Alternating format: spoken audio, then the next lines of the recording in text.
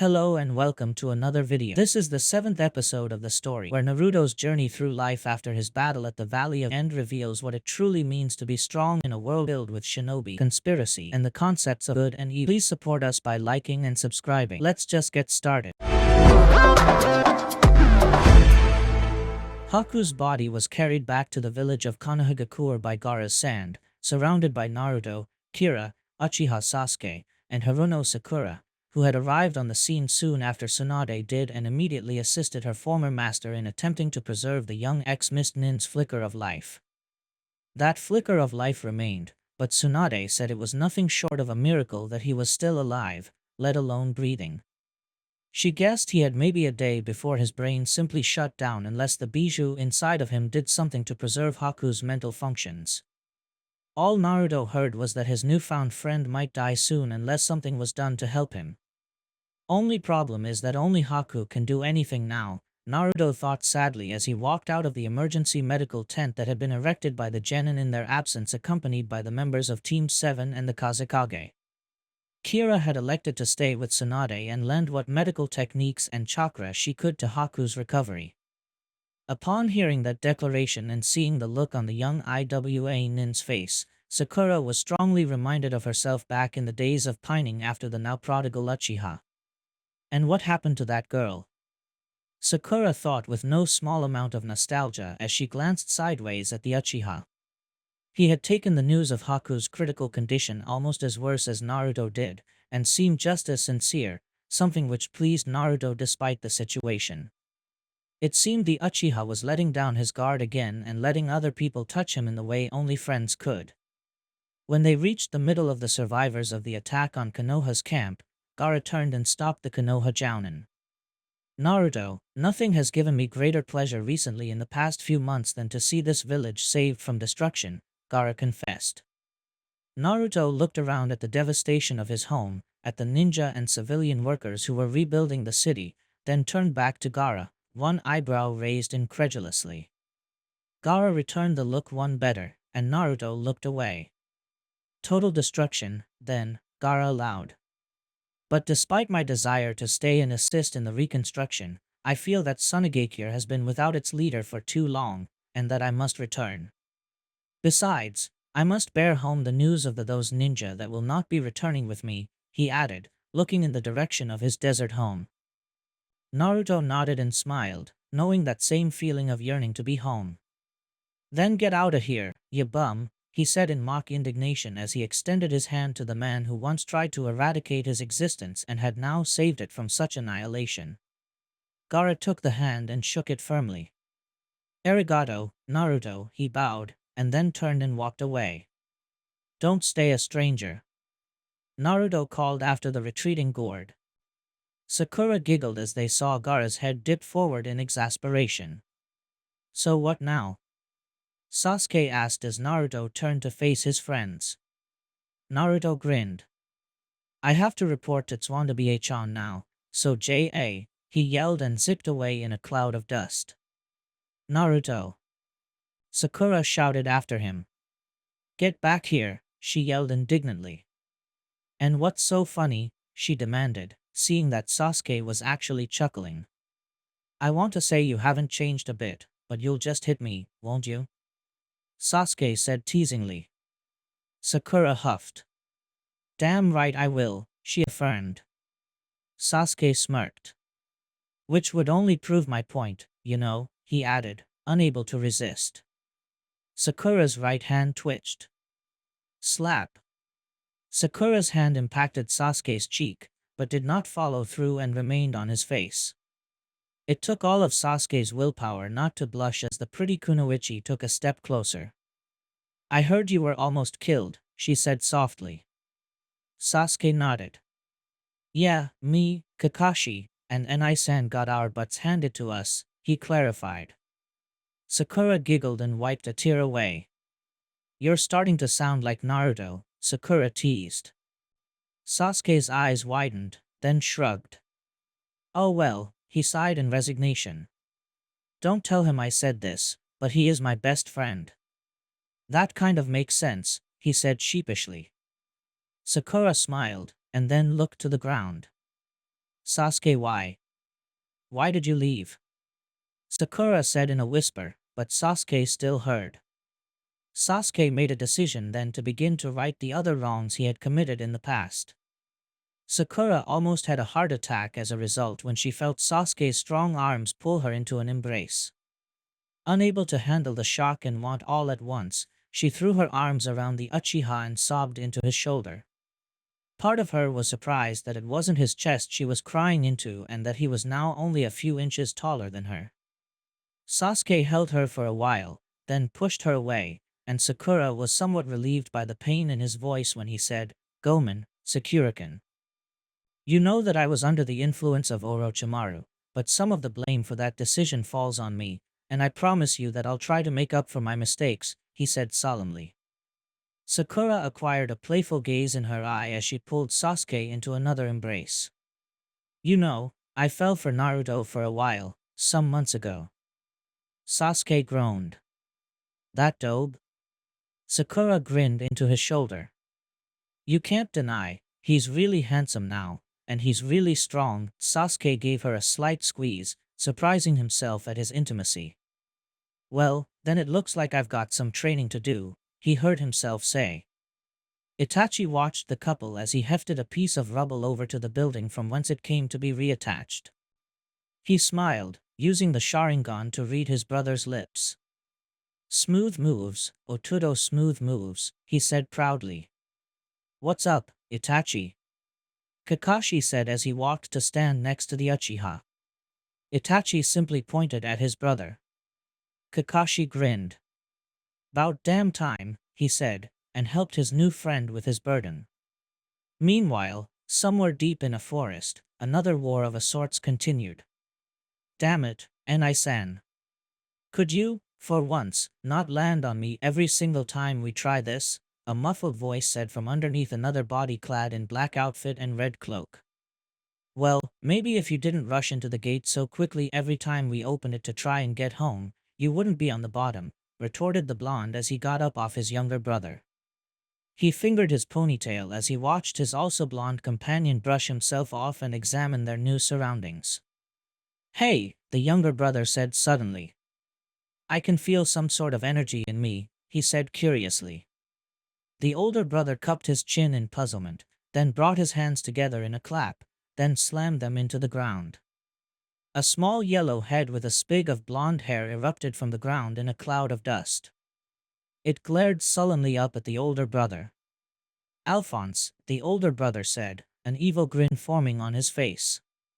The younger brother, Alphonse, nodded, grinning as well. "Alchemy works here, brother," he said happily. The older brother stood up.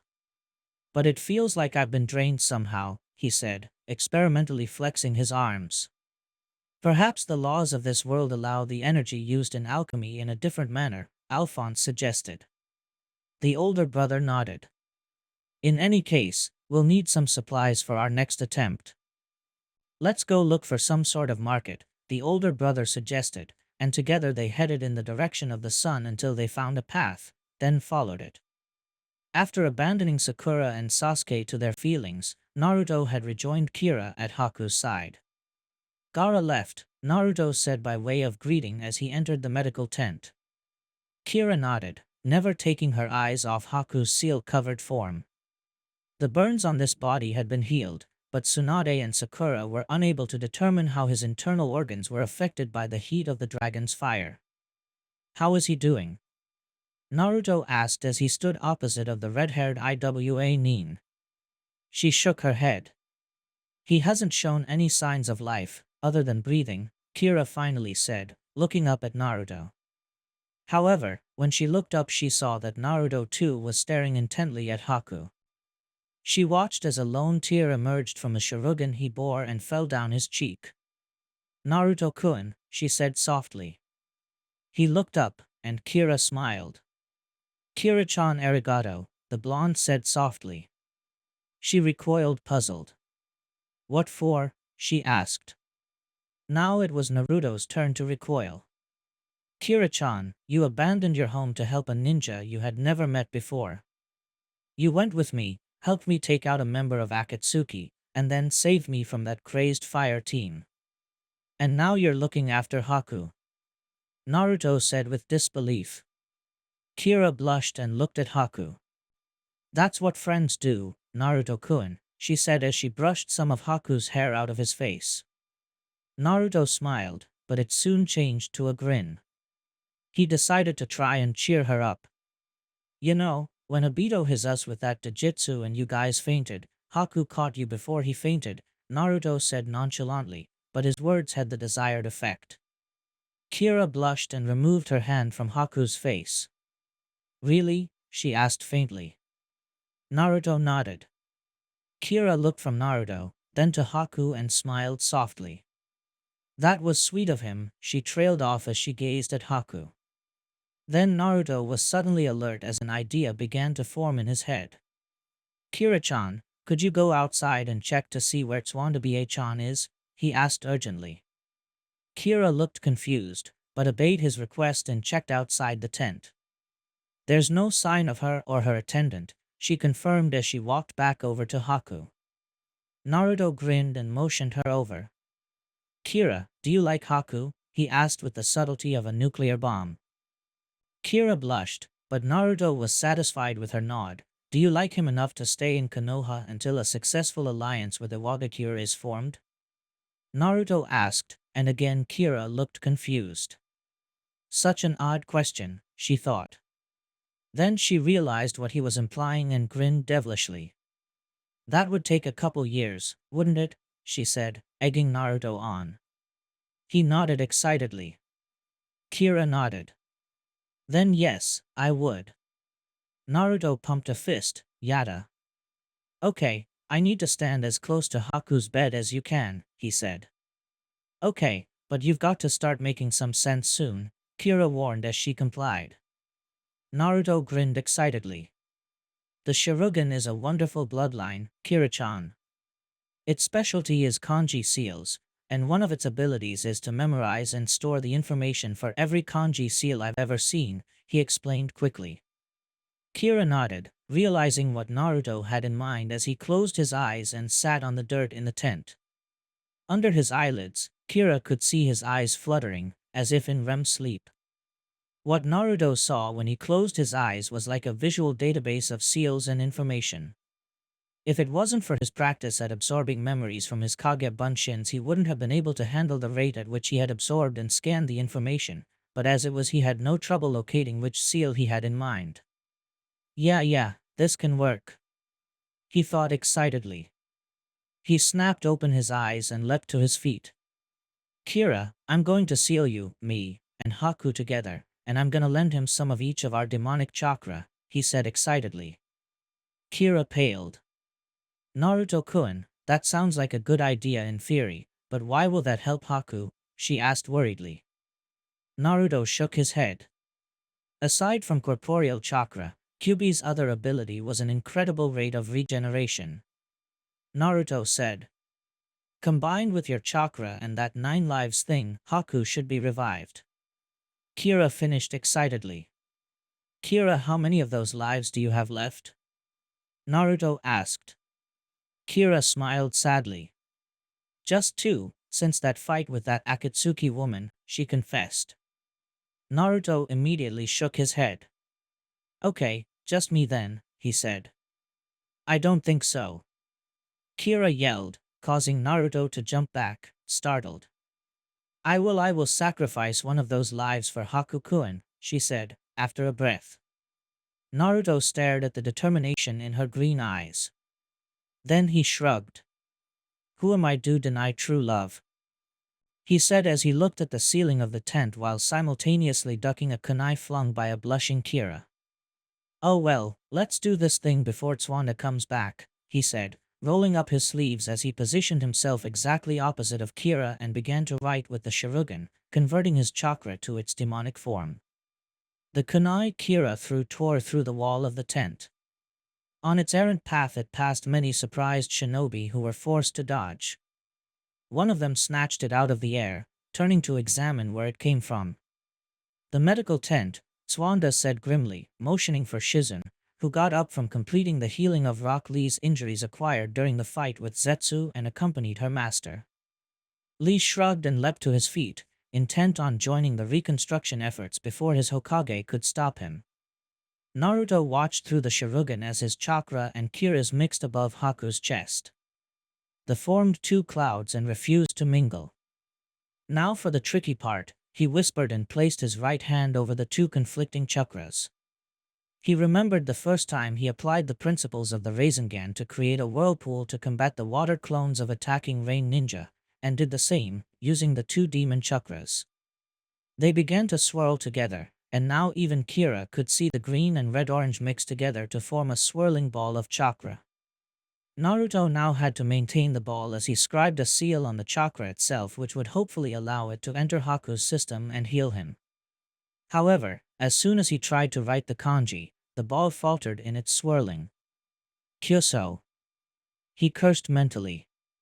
I need a clone, or someone too, but his thoughts were cut short when Kira placed her hand over his own and helped him steady the flows of the chakra, sweat beading on her face. Naruto smiled at her, then went back to writing the seal. Tsunade and Shizen threw back the tent flaps and were immediately blinded by a flash of blue, red, and green light, all of which resulted in a white flash which blinded the occupants of the tent. Naruto! Tsunade yelled. What the hell were you thinking? She shouted as she ran over to Haku's makeshift bed. Elbowing Naruto aside, she placed a green glowing hand over Haku's brow, then his chest, then she pulled away, shock evident on her faux pretty face. I don't believe it is homeostasis is returning to normal. Naruto. What did you? She began to ask, but stopped as she saw Naruto smile and point to Haku. Oh, my head, the ice manipulator groaned. My chest feels like it's on fire, he added, chuckling painfully at the irony of the statement. And I have this strange craving for ramen, lots and lots of ramen, and sushi, lots of sushi. Naruto looked at Kira, one eyebrow raised questioningly. Kira huffed haughtily and met his stare. Better than ramen, she said, tossing her hair. Naruto glared and was about to retort when he felt a tugging on his sleeve. He looked down to see Haku's hand, and then glanced at his eyes. It's cool, Naruto-kun, she's entitled to her wrong opinion, he said quietly and perfectly serious. Naruto's eyes widened as one with Kira's and he patted Haku's hand. I'd say that since you're making smart-ass remarks again that you'll be fine, but I think Kira-chan's gonna kill you, he said. She surprised them all by flinging herself to her knees and hugging the prone shinobi. Haku-kun, she said happily, tears welling up in her eyes. Haku froze, completely inexperienced in matters of intimacy, and patted her arms awkwardly. Naruto smiled at the two as Tsunade elbowed her way in to perform more medical jutsu on his injured friend and left the tent to the sounds of Kira and Tsunade arguing. The fresh air of the late afternoon hit his face pleasantly, and the soft grass gave way under his feet as he walked over to a small rock that jutted out of the ground near the border of the forest and surveyed the fallen village of Konoha from his vantage point. He stared at the area where the walls once were, imagining them back in their majesty. Through the walls and past the rubble he could see the old man and his daughter, Ayam, help Irika work on sorting through the rubble of Ichiraku's ramen, and imagined what the building looked like. He viewed the carnage of his village, his heart aching. I promised I wouldn't cry anymore, he said, reaching up and brushing away a lone tear, remembering the day he made that promise. Get up, commanded Jiraiya as he stood over a 14-year-old Naruto. They were well into their training mission, and Jiraiya had decided that enough was enough, and today was the day he would stomp out Naruto's childish notion of saving Sasuke when he was so obviously insane and no longer savable. Kyuso, Naruto muttered as he stood to his feet. Jiraiya began the day by asking Naruto what he would do first when he returned to Konoha. When he predictably responded with bringing back Sasuke, Jiraiya had gotten down into his face and snarled, so he can destroy it? Before punching Naruto in the chest and sending him through one tree into another. Every time Naruto refused to back down, Jiraiya would attack him. At first Naruto was able to hold out for a bit before getting beat back, but now it was pretty much one-sided. Sasuke can no longer be saved, Jiraiya declared, getting in Naruto's face again. And you're being one hell of a selfish bastard if he's the only one you're concerned with. Naruto glared back. What the hell does that mean? He demanded. Jiraiya straightened and turned away. You say you want to be Hokage, well, what about the rest of the village? Jiraiya asked, the anger suddenly leaving his voice. What about the rest of your friends? He asked more gently. What about all the other precious people you have to protect? He prodded once more. Naruto stopped dead in his tracks, intent on attacking the perverted hermit, now utterly and totally numbed by his sensei's words. He's right, Naruto thought, lowering his fist. What about Sakura-chan, Kakashi, Irika, and all the others, he thought, thinking of Kiba, Shino, Hinata, Ino, Shikamaru, Chuji, Lee, and even Niji. You owe it to them to protect your village from those who want to destroy it, Jiraiya said, turning to face his protege. And that includes Sasuke. Naruto nodded, tears falling down his face. However, before the first one descended to the ground, he wiped them away and looked through newly determined eyes. I will never cry in sadness again, he promised silently. But I haven't been very good at that, he said, now allowing the tears to fall as he remembered Jiraiya and everything that had happened since then. He recalled the day he came back to Konoha, how he had explained to his friends his new powers, his fight with Hinata, and then Lee. He recalled how Tsunade had revealed to him his heritage, and the scrolls his father, Kazama Erasure, left for him, how he activated the Sharingan and discovered the Hiraishin no Jutsu. He smiled when he remembered their special Jounin exam proctored by Tsunade-chan herself, and their first mission. He remembered meeting Tenten in Busho's weapon shop, and his left hand strayed to Makai, which was strapped now to his left hip. He remembered fighting the crazed Hyuga, and when they discovered that Uchiha Itachi was still fighting for Konoha. He remembered rescuing Gaara, finding Haku, and battling the Akatsuki. He brought a hand to his chest. So much gain, so much loss, so much pain, and sorrow, he said aloud. He brought his hands up and looked at his palms. I have so much power, and I fight to protect my precious people in my village, he continued. Then he surveyed the carnage, and out of the corner of his eye he saw where the bodies of the Konoha shinobi and kunoichi who had given their lives in the defense of their home were lined up and accounted for. Included among them were Kiba and Genma. But so many of my precious people are dying, he said, clenching his eyes shut. What good is the strength I gain from protecting my precious people if they die anyways? He shouted to the clouds in reference to Haku's words on being truly strong. A few shinobi resting from their battles to turn their heads his way, then look away embarrassed as if intruding on a private scene. That's not the only source of true strength, Naruto-kun, a soft voice said firmly from behind him. Hinata-chan, Naruto whispered as he saw his girlfriend. Her blue-black hair cascaded down past her shoulders, two locks framing her face much in the same manner as Naruto's strays from his ponytail did. Clad in her blue ninja outfit with fishnet shirt, she had never looked more beautiful to Naruto than she did then. Her pale lavender eyes locked with Naruto's silvery blue ones, and he felt the Sharingan deactivate itself in the face of chakra exhaustion after scribing all those seals. Do you remember what I told you all those years ago, Naruto-kun? Hinata asked gently as she approached Naruto and took his hands in hers. Back by your old training ground, where you became a genin, she reminded him. Naruto nodded, a smile tugging his lips upwards. You told me that you thought I was strong. His eyes widened, and then softened as they stared into the depths of Hinata's. You told me that you believed true strength came from the determination to rise again and again no matter how many times you get knocked down. Hinata nodded. Naruto smiled and rested his forehead on Hinata's. She smiled and pulled him into hug, and he buried his face into her soft hair. I will always fight to protect my precious people, and I will rise again to defend my village no matter what happens. Naruto thought. And by this belief I will be truly strong enough to protect them. He thought contentedly, tilting Hinata's face up and kissing her softly. When they broke apart, Naruto smiled and embraced her tightly. I love you, Hinata-chan, he whispered as he clung to her. She smiled, tears welling in her eyes as she thought of how many times she had fantasized about this moment. And you, Naruto-kun, she whispered back. Well, isn't this sweet, Tsunade as she ascended to stand next to the couple, Shizun in tow. Naruto stuck his tongue out at the godame and hugged Hinata tighter. You're just jealous, Tsunade-chan. Naruto complained, releasing his girlfriend whom he believed was running low on air. Tsunade, surprisingly, laughed, then sobered almost immediately after. I don't know what you did, brat, but Haku's well on the way to recovery.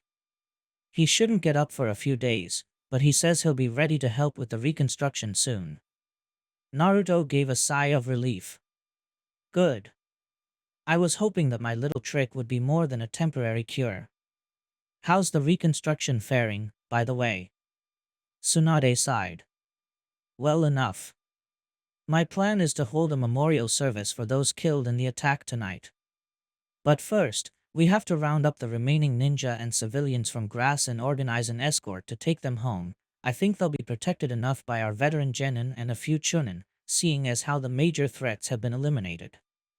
After all the foreign stuff is out of the way, we'll focus all efforts on rebuilding Konoha. Once that's complete, I'll hold an announcement on your selection to be the Rokudame Hokage. Naruto paled. What's the matter, kid? I thought this was your dream, Tsunade said as she placed a hand on Naruto's head. It is, he affirmed, gazing at their fallen village and absently toying with the jade necklace underneath his black ninja outfit. I'm just worried how the village will react, he clarified. Tsunade laughed. Naruto, how do you think Hokages are selected? Naruto shrugged. By you and the council, I would guess. Isn't that what you said to me in the hospital? That's true, but the decision has to be confirmed by a popular vote, in which all shinobi and civilians can participate in, Shizun chimed in. A small flicker of doubt in Naruto became a flame of hope. You mean, he said in disbelief. The vote was held immediately after you left for Amigakure, Tsunade confirmed, a large smile forming on her pretty visage. Congratulations, you unfaithful little brat.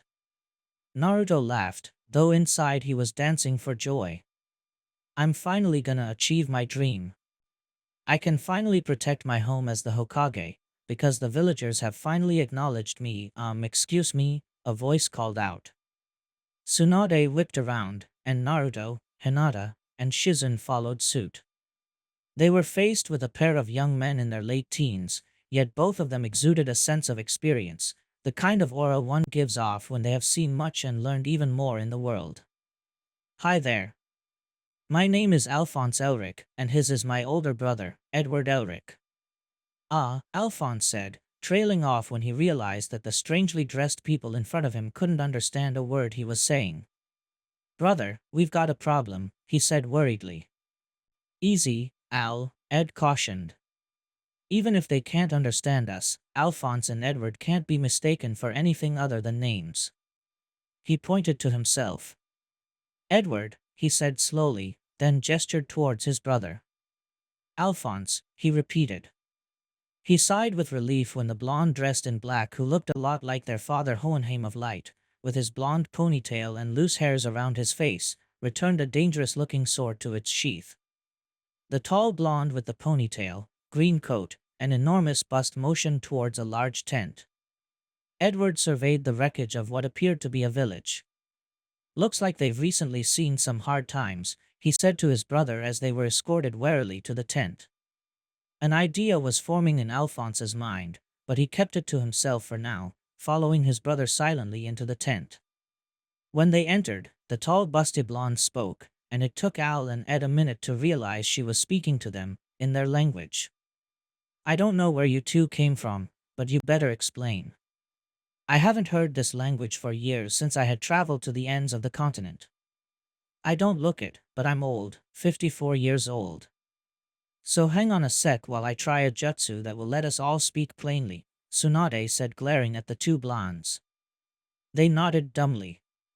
Tswanda-sama, what's going on? Kira asked, wondering when the confusions of the day would cease. Just a minute, she said over her shoulder. She formed a long series of seals, with Naruto wondering whether she would ever stop when suddenly she ended on tiger. Translation no jutsu, she yelled. Suddenly, Naruto's vision was filled with chakra which latticed around all the bodies in the room and then hovered in the air like a cloud. He deactivated the Sharingan for fear of burning it out, and turned to the strangers. So, you're Edward, and you're Alphonse? Ed and Al, he said for clarification, pointing to each of them in turn. They nodded. What a strange jutsu, Naruto said under his breath, though apparently too loudly as Tsunade shot him a glare. And you are? Ed asked bluntly. Naruto grinned. Uzumaki Naruto. The busty BA-chan is Tsunade, she's the leader of our village. This beautiful off-limits girl with the lavender eyes is my girlfriend, Hinata-chan. The redhead drooling all over the black-haired injured dude back there are Kira-chan and Haku, and the black-haired woman behind you is Shizen-chan. Oh, and the pink-haired babe behind you is Sakura-chan. The poor slob who also happens to be my best friend is Sasuke.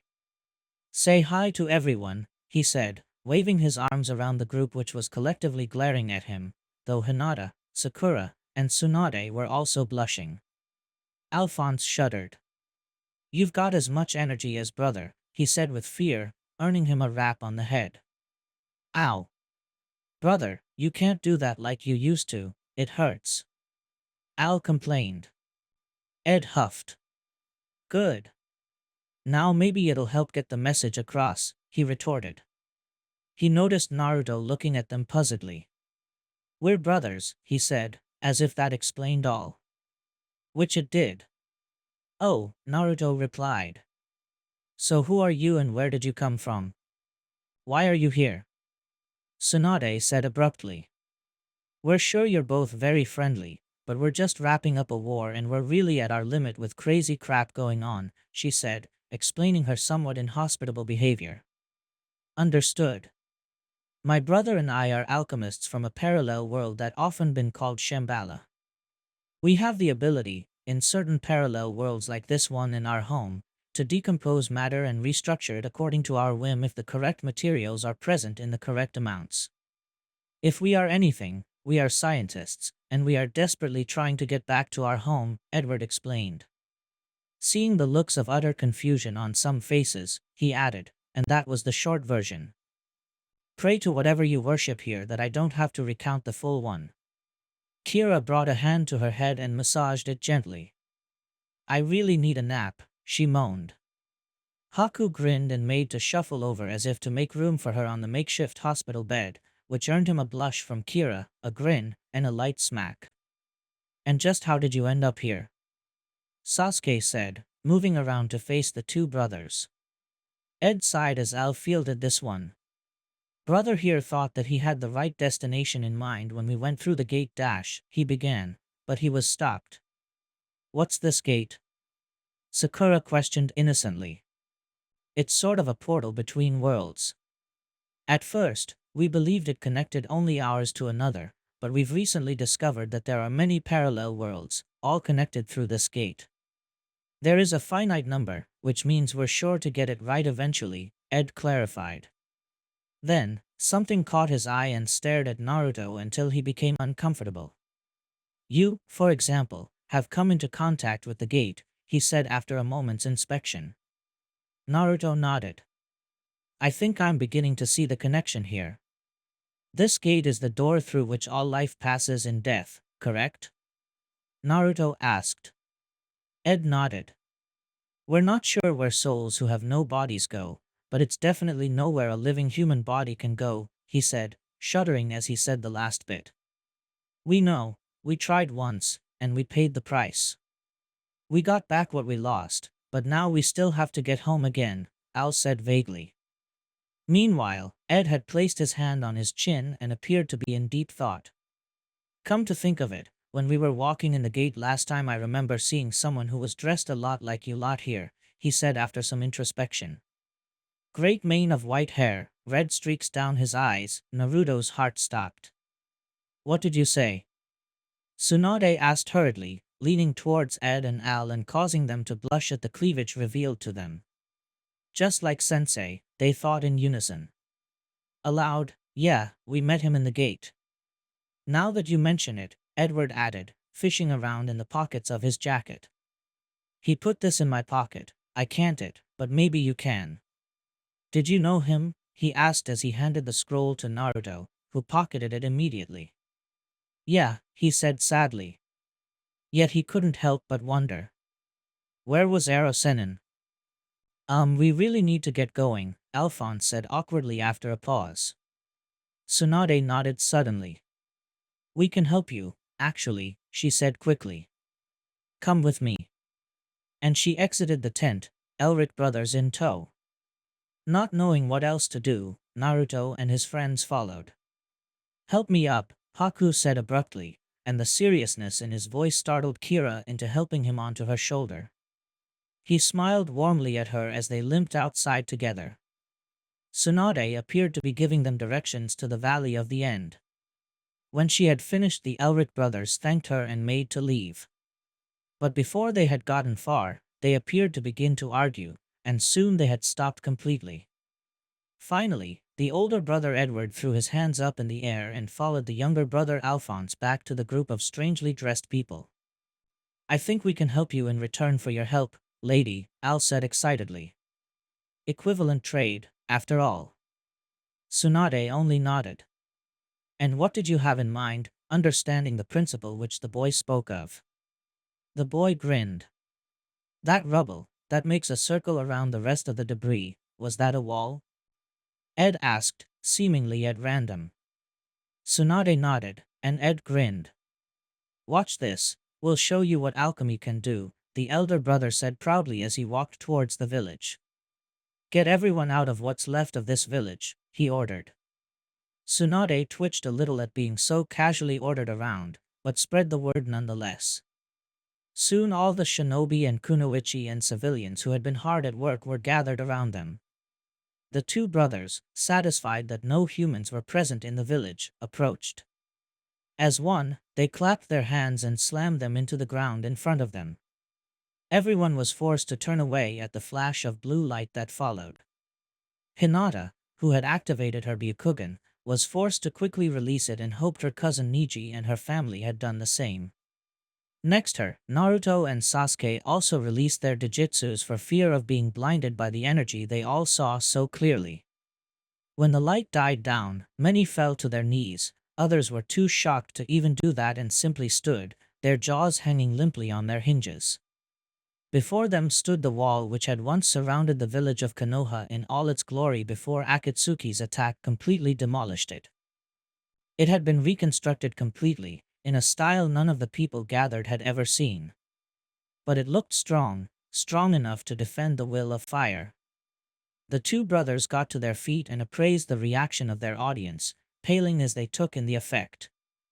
Brother, it's definitely time to go, Alphonse said. Yeah, Ed agreed quickly, and while the village was struck dumb, they made their escape. I'm glad we did that, brother, Alphonse said happily as they followed the directions towards the place the busted lady had given them as a good place to open the gate. Yeah. I guess we just can't keep ourselves from helping other people, Ed said grumpily. Mother would be proud, Al mentioned as they walked. Ed smiled and gazed at the sky. Yeah, she is, he said happily. Naruto was one of those who had fallen to his knees in utter shock, the emotions and trials of the day bringing him to the ground.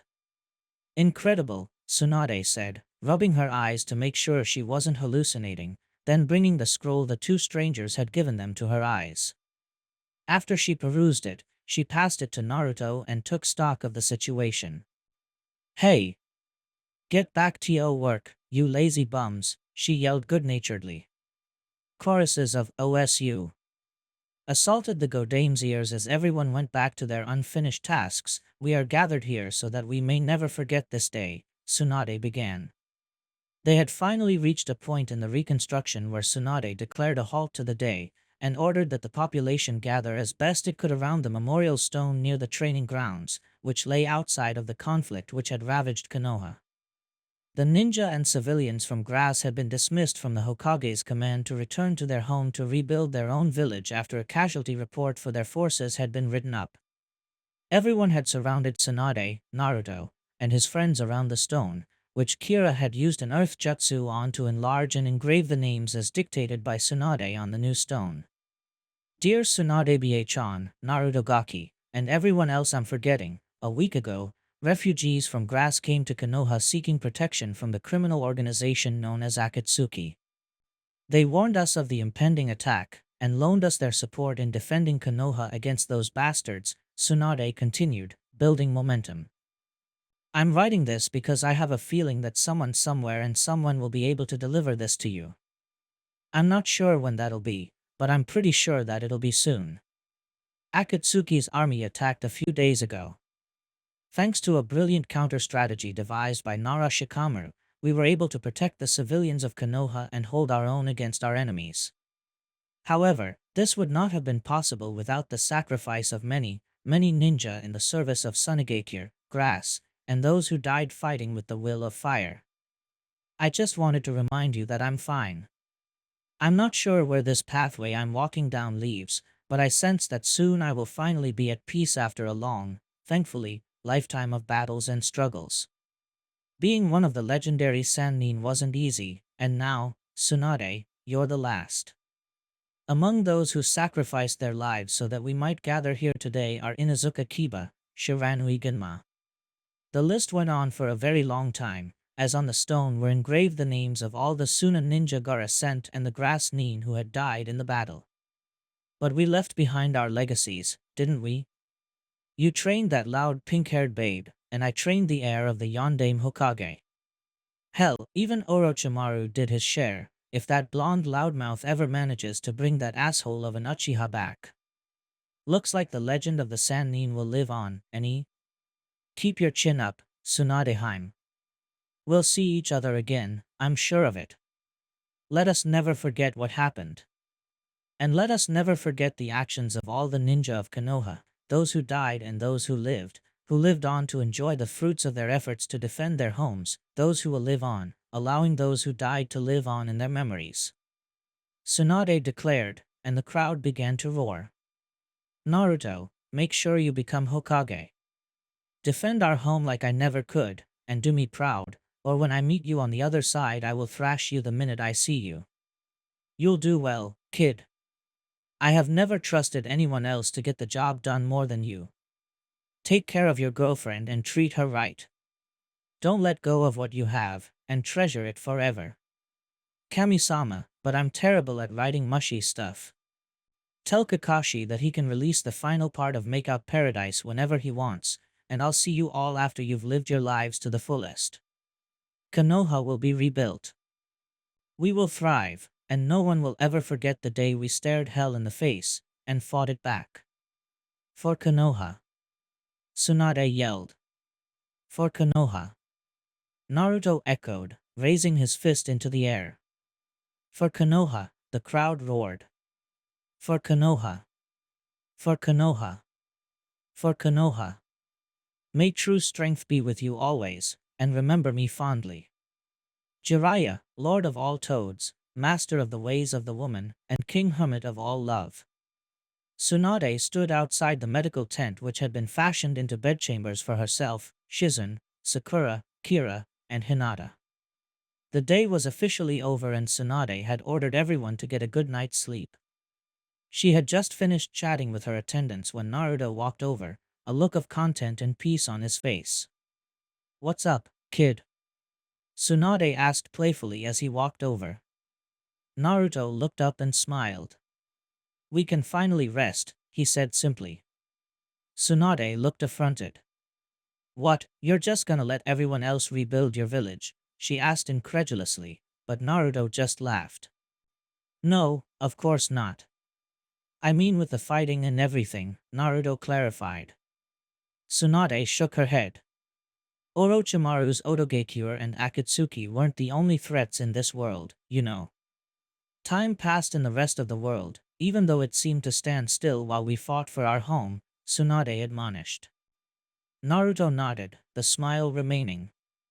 I know that, but I still can't shake this feeling of completion.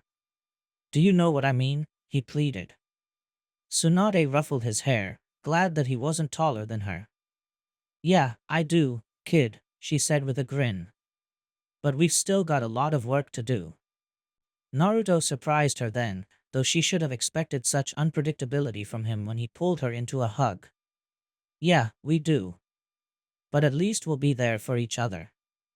We'll be strong, just like Ero-Sennin wanted us to be, he said. Tsunade couldn't stop the tear from emerging from her eye. Yeah, Naruto. We will be. Naruto pulled away sheepishly. I'm gonna go say goodnight to Hinata-chan. See you tomorrow, Bachan, he said as he literally ran away from the wrath of the Godame Hokage. As luck would have it, Naruto crossed paths with Hinata almost immediately. As luck would not have it, this too occurred in the most literal sense. They collided with a smack, and only Naruto's quick reflexes allowed him to catch his love before she landed flat on her back. Kyoso. Naruto-kun, why must you run around like the dash? Hinata began, but was cut off by Naruto's lips on hers. When he broke the kiss, he saw that she was blushing. That wasn't fair, Naruto-kun. I'm still upset, Hinata said unconvincingly. Naruto laughed and pulled her into a hug. Good night, Hinata-chan. I'll see you in the morning, he said, pecking her on the cheek and moving off. Naruto-kun, she called out. He paused and turned around. Yeah, Hinata-chan, he asked, concern etched into the eyes Hinata had come to read so well. She smiled, his eyes removing all doubt from her mind that he loved her, and shook her head. Good night, Naruto-kun, she said simply. Naruto smiled, and Hinata turned away, lest he see her blush again. Naruto made his way to the tent he was sharing with Haku and Sasuke and looked up at the stars before he went inside. I will be strong, Jiraiya-sensei. I'll try harder than ever to protect our village and my precious people. And he grinned as he walked into his tent, not even needing to add the obvious conclusion of that declaration, and I don't go back on my word, that's my way of the ninja. The sun was shining, and the birds were singing. The clouds were drifting lazily overhead, nothing was wrong with the day. Zzzzzzzzzzzzzzzzzzz, Naruto snored loudly. Haku and Sasuke stared at the roof of their tent. They could tell the day had begun outside from the light that was sneaking inside their tent, but that wasn't what was on their minds at the moment. Half an hour ago their blonde friend had woken the two of them up with his nocturnal ministrations, and they were beginning to become annoyed. Zzzzzzzzzzzzzzzzzzz. Or, perhaps it would be better to say, enraged. Zzzzzzzzzzzzz. Kami-sama, damn him, I can't take this anymore. Haku screamed at the ceiling. Almost as one, he and Sasuke rose from their roll-out futons, shoving aside their blankets and standing on either side of Naruto, who continued to sleep, blissfully unaware of the killing intent that was exploding from the two sleepy and terribly angry shinobi. Sasuke exploded, spinning around and bringing his right leg up, toes pointing up and heel down. Beyond rational thought, he brought his heel down on the solar plexus of his brother and best friend. It collided solidly with Naruto's chest, and the blonde coughed up blood, arching his back and leaning forward, normal blue eyes wide. He stared up at Sasuke's maniacal grin, horrified. Then Naruto grinned, and the Kage Bunshin disappeared in a poof of smoke. Ayujich, he yelled, jumping away from Naruto's now vacant futon. Haku looked on in absolute confusion until his sensitive ears picked up a curiously familiar sound. Someone's laughing, Haku said quietly to the panicky Sasuke, who calmed down and nodded. Each grabbed a kunai and stalked out of the tent, seeking the blonde's ridiculously large and distinctive chakra. Ha ha ha ha ha ha. Naruto howled with laughter as he sat under a tree a few dozen meters away. The latest prank is a success, he exulted, having just received the information from his destroyed clone. For the past few months, all of Konoha was preoccupied with reconstruction except for elite Jounin, who were still taking missions because A. Their skills were better used elsewhere, and B. Tsunade insisted that they keep up a steady income. And just how do you think we'll pay for all the materials for rebuilding Konoha? She had demanded of Sakura when she questioned the Godame. However, Naruto and his friends were not sent on a mission, on the grounds of, you need to calm the hell down. All Naruto heard was, I want you to do the most boring job on the face of this continent. He loved Konoha, he truly did. But the routine of the last few months was getting to him. Actually, it got to him 3 days after he and his army of Kage Bunshin started helping, but he didn't let on that he was so bored for a few months, something that he thought was very mature. However, in the end his urge for excitement got the better of him, and the prankster within him re-emerged. Now, he celebrated his latest in a long line of pranks, which he believed not only made his days more enjoyable, but made the lives of the rest of the villagers and ninja more interesting as well. Everybody wins, he said satisfactorily as he settled in more comfortably under his tree. Then he felt the cold steel against his neck, and sighed. But apparently not everyone shares that belief. I didn't think you two got up this early, he added goadingly. Sasuke's hand twitched and Naruto decided to wait for them to speak. After a few moments, the kunai were withdrawn from Naruto's neck and Haku and Sasuke sat down next to him. Oh well, Haku said offhandedly. We had to get nailed eventually. Sasuke nodded in agreement. I'm just glad you went easy on us, Ototo, he added, remembering the sheer horror of the last prank which involved 2 cans of paint, 1 sannin, 1 pink-haired kunoichi, and a large quantity of rope. Naruto rubbed his cheek absent-mindedly. I didn't want to antagonize you unnecessarily, he explained. Sasuke huffed. And coating Hokage-sama and Sakura-chan with paint was necessary? Do you have any idea how long I had to put up with the aftermath of that one? Sasuke complained. Naruto laughed and jabbed him in the shoulder as he got up. Stop whining, Sasuke and Isan, it doesn't become you. Come on, we've gotta go. Y'all know what day it is. Naruto said excitedly and ran in the direction of the camp, Haku and Sasuke close behind. Faintly, Naruto heard a muttered, I was not whining, and laughed quietly. When they returned to the camp, it was like an anthill had exploded. People scurried about with incredible haste, collapsing tents and gathering belongings salvaged from the former wreckage of Konoha. In the midst of the chaos he caught sight of Shizen standing on a crate and directing several shinobi left, right, forwards, and backwards. Naruto-kun. Thank Kami-sama you're here, could you give me a hand? She pleaded helplessly. Naruto smiled, forming a favorite seal.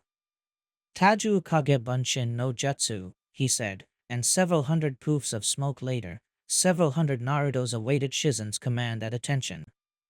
Arigato gozaimasu, Shizen said breathlessly. Naruto smiled and nodded, moving onward as some of the clones began to organize the masses and others carried their supplies. You know, Konoha wouldn't be reopening today if it weren't for you, Haku said seriously as he and Sasuke followed Naruto to where Tsunade was preparing for the highlight of the day. Naruto laughed, amazed again at Haku's ability to waver between the extremes of being gravely serious and being a smartass. Yeah, if I weren't here, Konoha would never have been destroyed and we wouldn't need to have a reopening of the village, he said mirthlessly.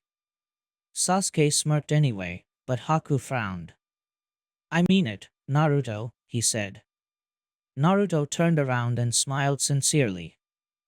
I know, Haku, and that means a lot. To be honest, I just wish I could have done more, he said, returning his gaze forward as they passed more tents being taken down.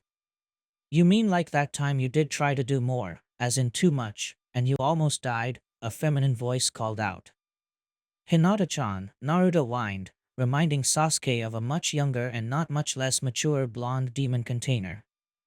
That was an accident, and besides, how was I supposed to find out without trying? He explained as his girlfriend walked over towards the 3 shinobi. Naruto, in a fit of rage one day, decided to increase the rate at which Konoha was being reconstructed by creating 3 times as many clones as normal. The resulting army did, in fact, speed up the process tremendously for a day, until Naruto dispelled the clones en masse. The resulting torrent of information knocked him out cold for a full 24 hours, thus negating any benefits of the added clone workers. Naruto reported after he woke up that it was like trying to talk to several women at once, earning him a smack from Tsunade and a sigh from Hinata. "Hey Haku-kun, Sasuke-kun," Hinata greeted. The boys nodded back, and they continued to Tsuanda's tent. "About time you got here, Gaki," Tsunade barked when they reached her palisade, or the now bare ground where it used to be. "Sorry, Hokage-sama, but there were some complications," Sasuke answered stiffly, still disgruntled about losing his sleep. "Never mind that. Naruto, I assume you're gathering the masses now?" the busty blonde asked. Naruto nodded, then nodded even more vigorously. "One of my clones was just dispelled. Apparently, everyone's ready," he clarified. Tsunade grinned. "Let's do this. Citizens of Konoha, you have all worked extremely hard for the past 93 days, and now I am proud to announce that Konoha is officially rebuilt." Tsunade shouted triumphantly to the crowd amassed before the main gate of the hidden village. "YTTA," the crowd cheered exuberantly. Tsunade smiled as she turned around and pushed open the gates. "We did it," Naruto said softly as he walked down the main street with Tsunade, Hinata, Sasuke, and Haku. "It wasn't easy, but we sure did," Tsunade agreed. "For a lot goes into the reconstruction of a village. Aside from rebuilding the exterior buildings and getting rid of the hell swamps that were used in the battle, electrical, plumbing, and sewage systems all needed to be rebuilt and improved upon." Tsunade wouldn't say it, but she was shocked that Konoha was ready for inhabitation once again.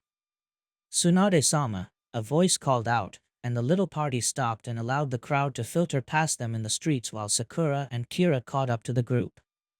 "Hey Sakura-chan, Kira-chan," Naruto said. "Where have you been all morning?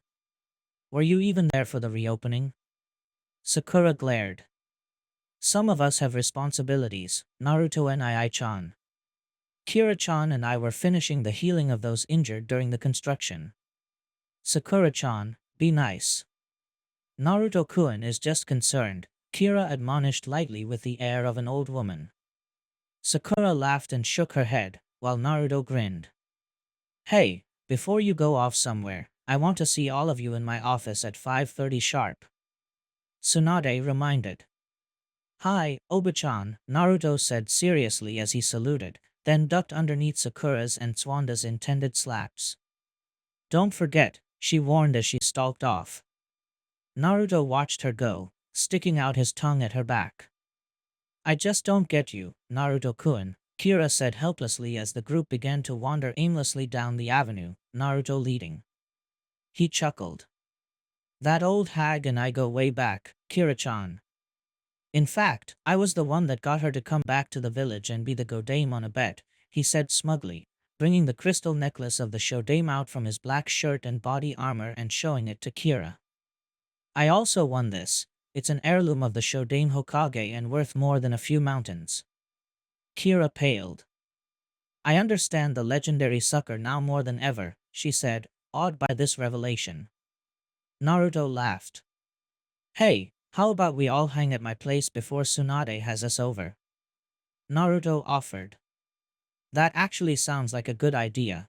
Too bad you wasted your only one of the day," Haku said laughing. Naruto punched him in the shoulder. "Actually, I'm all for that. Those clan compounds on that side of Konoha were strangely untouched," Sasuke reminded them. Hinata nodded. "That's right, since the Hyuga and the Uzumaki were over there and the Uchiha were on the other side." "What happened to your home, Sasuke-kun?" Hinata asked. Sasuke grinned. "Itachi and Ai-san insisted that it be rebuilt, since now there were two Uchiha in Konoha. He says that once he and I that is to say," he trailed off, frowning and glancing sideways at Sakura, who blushed and stared determinedly ahead. Kira giggled. "No need to be ashamed, Sakura-chan," she teased. Sakura whipped around, eyes wide and cheeks red. "I'm not ashamed," she practically yelled. Kira laughed and ignored her, further infuriating the pink-haired mess. "Easy guys, you can kill each other later, but for now we're here," Naruto said hastily, forestalling the killing intent that was beginning to radiate from Sakura. Naruto led his friends up the pathway to his very large house and made a ram seal and placed his hands on the door. Hinata, who was standing next to him, watched as his eyes turned from their normal blue iris surrounded by white to solid steel blue orbs with misty silver pupils. She felt a surge of chakra, and the door swung open. "What was that all about, Naruto-kun?" Hinata asked curiously as they crossed the threshold. "What was what about?" Haku asked, lost. Kira bopped him on the head. "I placed a seal on my house that only I can open with the Sharingan," Naruto explained as he led them to the kitchen of his two-story abode. "Nice place, Naruto and Ai-chan," Sakura commented. Naruto paused and snapped his fingers. "That's right. The only person who's ever been in here aside from me was Niji," Naruto said suddenly. Hinata's eyes narrowed. "And I-san? What was he doing here?" Hinata asked slowly. Naruto laughed sheepishly and began to pull packages of ramen from a cupboard. "He came to, chat a bit with me after our first date all those months ago," Naruto said, remembering Niji's forced entry into his home and the subsequent interrogation. "Oh, Kami-sama," Hinata said, burying her face in her hands. Naruto walked across the kitchen and gave her a quick hug. "That was like a year ago, Hinata-chan. And he was just worried about you," he tossed over his shoulder as he pulled pots out and set water to boiling. "Feel free to look around," he added as he cooked. "The ramen won't be ready for a bit." As Kira, Sasuke, Sakura, and Haku left the kitchen to explore the sizable residence of Uzumaki Naruto, Hinata hung behind. When everyone had left, and it looked like Naruto was doing nothing but watch the water boil, she grabbed the blonde and spun him around, kissing him fiercely. MMF was all Naruto could manage before he was lost in Hinata's deep kiss. After a bit they broke off and Naruto leaned his forehead on Hinata's. "You're amazing, Hinata-chan," Naruto whispered as Sharingan met Lavender. Hinata smiled and squeezed her boyfriend. "I love you, Naruto-kun," she murmured in reply. Naruto smiled. "And I you, now get out of here." "Go check the place out, you're distracting me from cooking," Naruto said playfully. Hinata smiled mischievously and, on her way out, she couldn't resist the target Naruto presented her when he turned back to the stove. "Yuch," he yelped, grabbing his derriere. He stared at the retreating back of his girlfriend in awe, then returned his attention to the ramen, albeit with a little more to think about. "I never knew Hinata-chan was so feisty," he thought, puzzled and yet, at the same time, strangely pleased. After a while, Naruto shouted that the meal was ready, and the ninjas scattered throughout the house managed to find their way back to the kitchen, where steaming bowls of noodles mixed with chicked, hard-boiled eggs, and a lobster tail awaited them. "By all that is holy, Naruto-kun, but what the hell?" Kira said in disbelief. Naruto huffed. "I've lived by myself for my entire life, with only myself to take care of myself. Also, after eating at Ichiraku's ramen for much of that life, I picked up a few tips from the old man," Naruto explained simply. Sakura took a bite, and hummed with pleasure.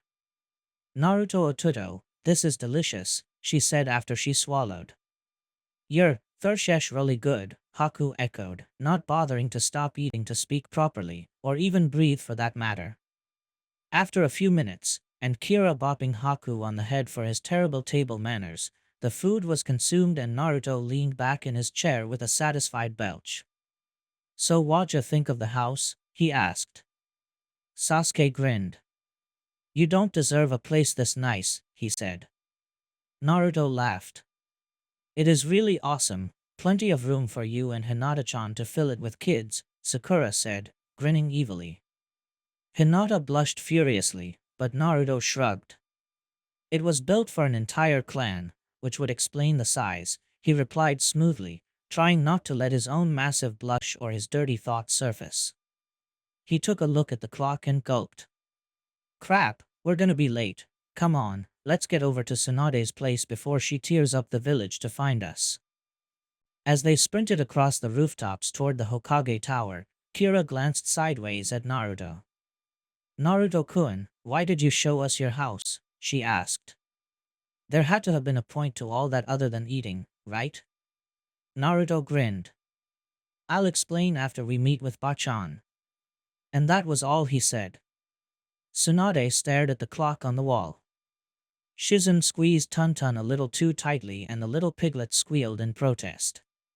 Just before the clock ticked to 5:31, the door exploded inward and several people entered, foremost among them Naruto, who lost his footing and stumbled to his feet. He immediately righted himself in front of Tsunade's desk and saluted. All present and accounted for, Tsunade-sama, he said, abruptly changing tact with the realization that this was not the time to push the woman's buttons. Tsunade smiled. Just in time, Gaki. I would have expected this of Kakashi's students, but as for you, Kira and Haku, what's your excuse? Is Team 7 rubbing off on you? She asked with no small amount of humor. Team 7 glared while Haku and Kira shared a small giggle. Tsunade smiled as well, then became serious. Right, now down to business. Konoha has been completely rebuilt, and we can start taking missions again, but first there are some things to iron out, Tsunade began as she rummaged around in her desk. When she finished she withdrew 2 hitai and dangled them from her right hand propped on her desk at the elbow. Do you two know what this is? Tsunade asked, staring at Haku and Kira. Haku nodded. A Konoha hitai, symbolizing one's allegiance to Konohagakure, he recited as if from a textbook. Tsunade nodded. Will you wear it in the full knowledge that you will be a shinobi, a soldier under my command, and that if I order you to die you will do so because I wished it? Tsunade challenged, staring at Haku. He appeared to be thinking before he leaned forward and took the metal plate from the legendary Sannin and tied it around his forehead, pulling back his long black hair as he did so. I will, he promised. Tsunade smiled. Good. Oh, and just so you know, that last bit was ceremonial. Hokages never order shinobi to their deaths, Tsunade said lightly. Haku nodded, somewhat relieved. Tsunade then turned to Kira. She held up the remaining hitai and Kira tensed, suddenly aware of every ounce of weight she bore on her current hitai of Iwagakure. Tsunade watched her for a moment, then placed the Konoha hitai on the desk softly. I will not ask you that question yet, Kira, but I will say this. A few weeks ago a missive arrived from Mitsuchikage inquiring about your welfare. I returned the letter saying that you were healthy and happy and that you were staying to help with the reconstruction. This came a few days ago, Tsunade said, holding up an opened letter. The Tsuchikage writes that he is very pleased with you and that you are well. He also writes that he has a mission for you, Tsunade said sternly. Kira looked confused. Tsuchikage-sama writes that you are to be the ambassador to Konoha from Iwagakure and that you are to facilitate an alliance between Konohagakure and Iwagakure for mutual benefit and protection in the coming struggles. Tsunade quoted the letter. Kira smiled. This mission, just how long will I be in Konoha? Kira asked, a grin forming on her lips. Behind his back, Haku crossed his fingers. Tsunade grinned. The mission is expected to last 6 months, or as long or as short as needed. When the official document is written up, a copy will be sent to the Tsuchikage. After he receives it, he writes that he will send a reply for you, Kira, Tsunade said seriously. Kira nodded, now openly smiling. Yes, Haku whispered. Kira turned around.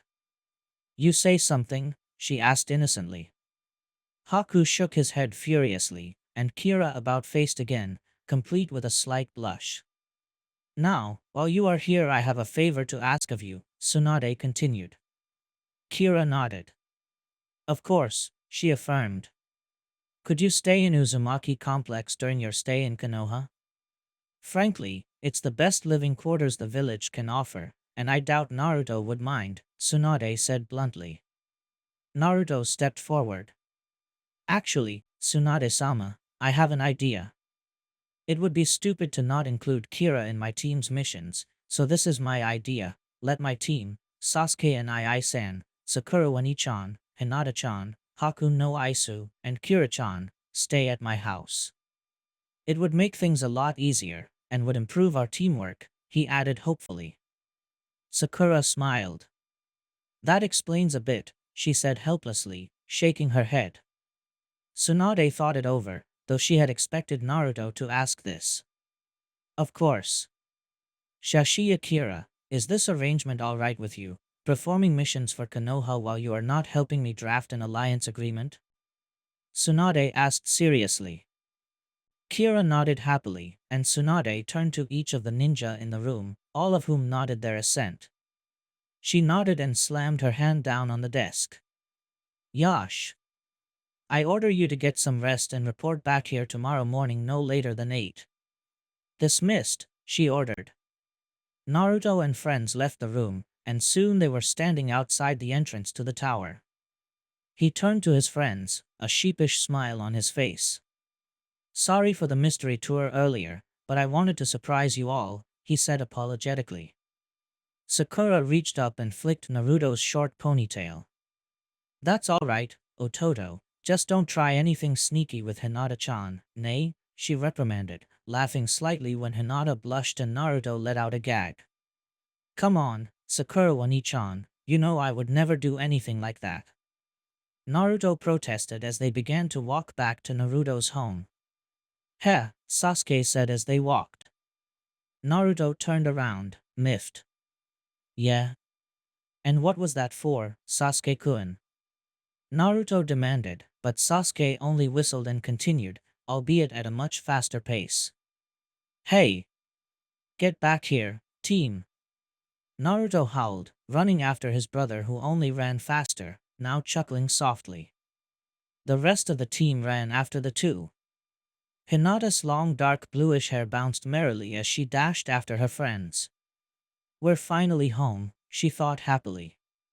Yet as she ran, she couldn't help but shake the feeling that their trials were not over yet, that some great challenge for them loomed on the horizon once more, and that there would be much more bloodshed and sorrow before they could truly rest.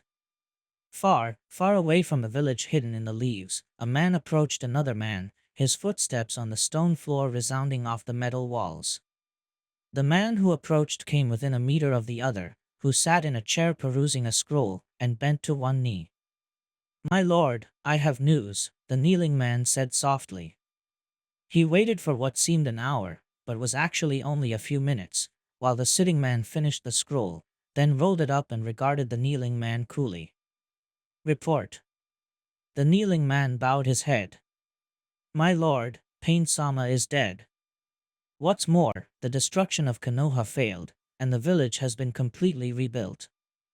Also, all of Akatsuki has been destroyed while the Jinchuriki fighting for Konoha have all survived, he regaled, then fell silent, giving the other man no reason to punish the messenger. The seated individual thought for a moment, then stood and brought the kneeling man to his feet. As he rose, a Hitai caught the light and reflected the standing man's face, eyes with crimson iris reflected back, and then they were gone. This is disturbing news, but not entirely unwelcome. With Akatsuki out of the picture, we will be free to make ends meet without any interference, the red-eyed man said calmly. Go inform the council of these developments, he ordered. The messenger bowed and exited the room of metal and stone. The remaining occupant stood for a moment, then walked to one of the windows, gazing out on a thriving city of strange, spired buildings which somehow seemed futuristic. He stared, watching the familiar rain begin again, obscuring the man's view of his city. Soon, he said softly as lightning flashed and thunder boomed. Soon. Sounds like filler to me, Naruto huffed grumpily. Hinata giggled. Sounds like someone got up on the wrong side of the bed this morning, Sakura said mischievously. I think you mean, sounded, Sakura-chan. And literally, Haku corrected, also grinning. Naruto glared at them. The previous evening had passed without incident, with the shinobi and kunoichi dividing up the ample living space in Naruto's home at his insistence. They all went to bed in their rooms and didn't get up until the next morning when Yeon, Sakura said sleepily. What a good night's rest, she said aloud, getting out of bed and preparing for her morning shower. Then, WUMP woomph. And, AAUGH. I can't take this anymore. Sakura couldn't help herself. Running out of her room, fighting back a laugh, she ran down the hall in the direction of the noise. Throwing open the door to a room, she stepped inside, vaguely aware that Hinata and Sasuke were right behind her. Naruto's room had a peculiar arrangement. The bed was set against the wall in one corner, but so that there existed a small space between the long part of the low-lying bed and the wall. Naruto had managed to roll out of bed and into that space, trapping himself. Nay, who is that? Can you help me out of here? Please, a pathetic Naruto begged to his unseen guest. Sakura's pent-up laughter exploded, drawing the rest of her new living companions into the room, and before long, Naruto found himself wishing for the first time to be anywhere else but in Hinata's presence. Naruto returned his gaze to Tsunade, still glaring. Why do the escorts need escorts, anyways? Isn't protecting the grass citizens their responsibility? Again, Sasuke and Sakura were appalled at Naruto's lack of respect for authority, though in Sakura's mind she figured she should have been used to it by now. Tsunade, however, was more than adequate for the challenge. All the high-ranking missions have been assigned to the rest of the Jounin and ANBU, unless you want a, Kami-sama forbid, a C-class mission. When Naruto huffed and looked away, she continued, pressing her advantage. I want some extra protection, that's all. Besides, it's not for the grass ninja, Tsunade added. Naruto looked up, confused. Tsunade sighed. Look Naruto, you and your team are the most powerful force in the world right now, if I'm not mistaken. Well, your mission is not just to keep an eye out on the grass, it's to protect the Konoha ninja I'm sending. Understand? Tsunade said sternly. Our ninja are going to be escorting a bunch of ninja with whom we have never had very good relations with. I'm trying to change that, since their Kage was recently killed and their government and village is completely wrecked. Our ninja will help them out with their reconstruction, and they'll be grateful. Their military is completely demolished as well, so this is a perfect opportunity to turn over a new leaf. Pun intended, Haku snorted, before he could stop himself. Tsunade glared at him, but he only whistled. Sighing, she continued. Naruto, please just take it. I'm at my wit's end getting this village back up and running, and she started again, but stopped when she saw Naruto was smiling. Of course I'll take it, Bachan. I was just messing around like we usually do. And we'll do our best, that's a promise, he said confidently. Tsunade smiled. That's good to hear, Naruto. Now, any minute the ninja that will be accompanying Grass directly will be here, she began, then stopped when a knock came from the door. Come it, she barked, and the door swung open. Across the threshold stepped very welcoming faces. Shikamaru. And Chuji and Ino, and Lee. Damn, where've you guys been? Naruto yelled loudly. Shikamaru sighed while his teammates chuckled and Lee mumbled something about youth. Working, just like you and the rest of Konoha, Shikamaru grumbled, then he smiled. It's good to see that we'll have some more friends on this trip. Sakura nodded. It'll be good to catch up again after all this time. What with the war and everything, we really haven't had much time to do so since Naruto came back, she exclaimed. Ino grinned. There was time, you were just too busy swooning over the new and improved Naruto to care, forehead girl, she teased mercilessly. Naruto blushed, but Sakura flew into a rage and began to trade insults with Ino. Naruto was thinking how to ease the tension when Sasuke nudged him in the side. Yeah? Naruto asked. How serious was Sakura about you? He asked bluntly and quietly. Naruto looked puzzled. I thought you told me you guys talked about that, he asked, surprised. Sasuke looked uncomfortable. More like Sakura mentioned it in passing. I never really thought it was a big deal, am I right? He asked again. Naruto nodded. Yeah. I set her straight about how I felt about her. I'm not sure why she decided to try for me, I never really asked. I guess I just assumed one of a few possible reasons was the one, but I never bothered to find out, Naruto said thoughtfully as he watched Lee attempt to pull apart the two furious kunoichi. Then he grinned. You know, you don't have to worry about any competition, you never did. Just go for it, N.I.-san, he said, elbowing Sasuke in the ribs. He glared at Naruto, but didn't deny anything Naruto had said. Naruto grinned and noticed that they had some new arrivals. Hey, Shino. You get settled back into your compound, he asked by way of greeting. Shino simply nodded. Yes, the Aburame is settled. However, it was a little strained working right next to the Inuzuka, as you can imagine, Shino said sadly. Naruto nodded, not wanting to remember Kiba's corpse from that fateful attack not too long ago. So if we could get down to business, she reminded them, trying to steer them away from any emotional obstacles, and they all came to attention while she briefed them on the route and other specifics. Shikamaru will be this mission's leader. Naruto, I would like you and your team to follow his orders, is that clear? She asked. Naruto nodded. Fine then. Dismissed, she ordered. They turned to leave en masse, but before they could Tsunade remembered something. Kira, if you could wait a moment, she asked. Kira turned around and nodded, motioning for her teammates to go on. She shut the door behind them and turned to face the Hokage. Yes, Hokage-sama, she asked hesitantly. Tsunade smiled. Don't be so nervous, after all, we're to be working together for most of your stay here. That's what I wanted to talk to you about. Your team's part in the mission should only take a week, but that's still a week where you won't be available for consultation on this, she explained, pulling out a folder marked Konohagakure Wagakure. Realization dawned on Kira's face. Oh, right, she exclaimed, having forgotten about her underlying mission while in Konoha and the excitement. Do you want to get started now, while we still have time? She asked.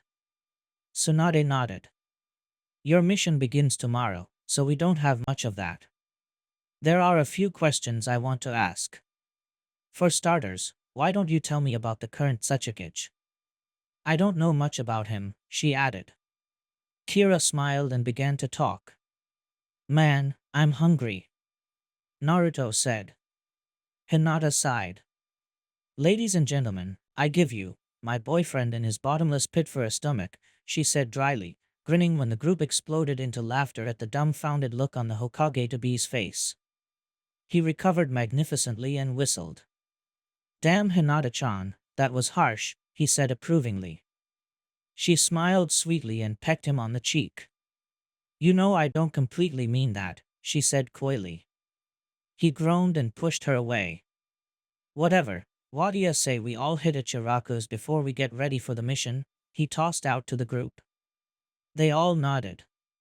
Sounds good to me, Chuji replied, trying and failing to keep the excitement out of his voice at the prospect of the delicious ramen. Ino groaned. Chuji, you can't get sick before a mission, she said sternly as they turned down the street towards the ramen stand. Chuji mock groaned, and they shared another laugh. Soon they had arrived at the ramen stand. Hey Ji-san, gimme 30 bowls of miso stat. Naruto commanded imperiously. May the Shinigami take me now, the old man lamented as he began to cook the noodles.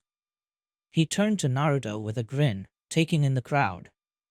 Just like you to be drawn here like a kunai to a target, Gaki.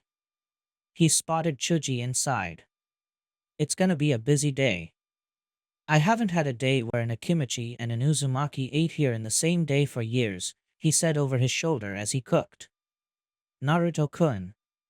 It's good to see you again. I am said happily. The pretty daughter of the ramen chef examined the crowd. And what will your orders be? She asked kindly. Chicken ramen for me please, Sakura said. The same, Ino added. We'll have beef, Sasuke, Lee, Shikamaru, and Chuji said. I took it all down and began to cook as well. So, Naruto, Shikamaru said once they had all settled onto their stools. I believe you have some news you'd like to share with us, he asked pointedly. Naruto grinned. What, you mean about me being named the Rokudaime Hokage of Konoha? What's so great about that? He asked nonchalantly, but he failed miserably in keeping a large smile from breaking out over his whiskered visage. Oh Kami-sama, that's wonderful Naruto. Ino said happily. Chuji nodded. Congratulations, you definitely deserve it, the large ninja added with a thumbs up and a grin. Yash! And Naruto has proven once again that the fires of youth will prevail. Lee shouted predictably. So when will you be installed? Shino asked suddenly. Naruto looked up thoughtfully as the grizzled ramen chef served their steaming bowls of noodles. They say there's going to be an official announcement about the decision a couple weeks from now. That's when the Godaime will spill all those details, he interjected as he served the kunoichi their chicken ramen. Naruto looked at him with something akin to incredulity. Ji-san, how the hell did you find that out? He asked with disbelief. The old man winked at him and simply turned back to his noodles. Naruto grumbled, but couldn't keep a grin off his face as he broke apart some chopsticks. Itadakimasu, he offered as he began to eat, nay, shovel the noodles into his mouth. Before 2 minutes had passed the bowl was devoid of food and another was being placed in front of him. Chuji wasn't far behind. I just can't believe you're going to be Hokage, Naruto. I mean, I'm not saying I didn't think you could do it, I'm just finding it so weird that it's actually happening right now. Ino exclaimed as she played with her bowl. Naruto nodded. I know what you're saying. All my life I've wanted to be acknowledged by this village. At first it was great to meet you guys and earn your friendship and trust, and I practically lived off of that for years. Now this, he said, trailing off. Hinata leaned her head on his shoulder, seated next to him at the bar.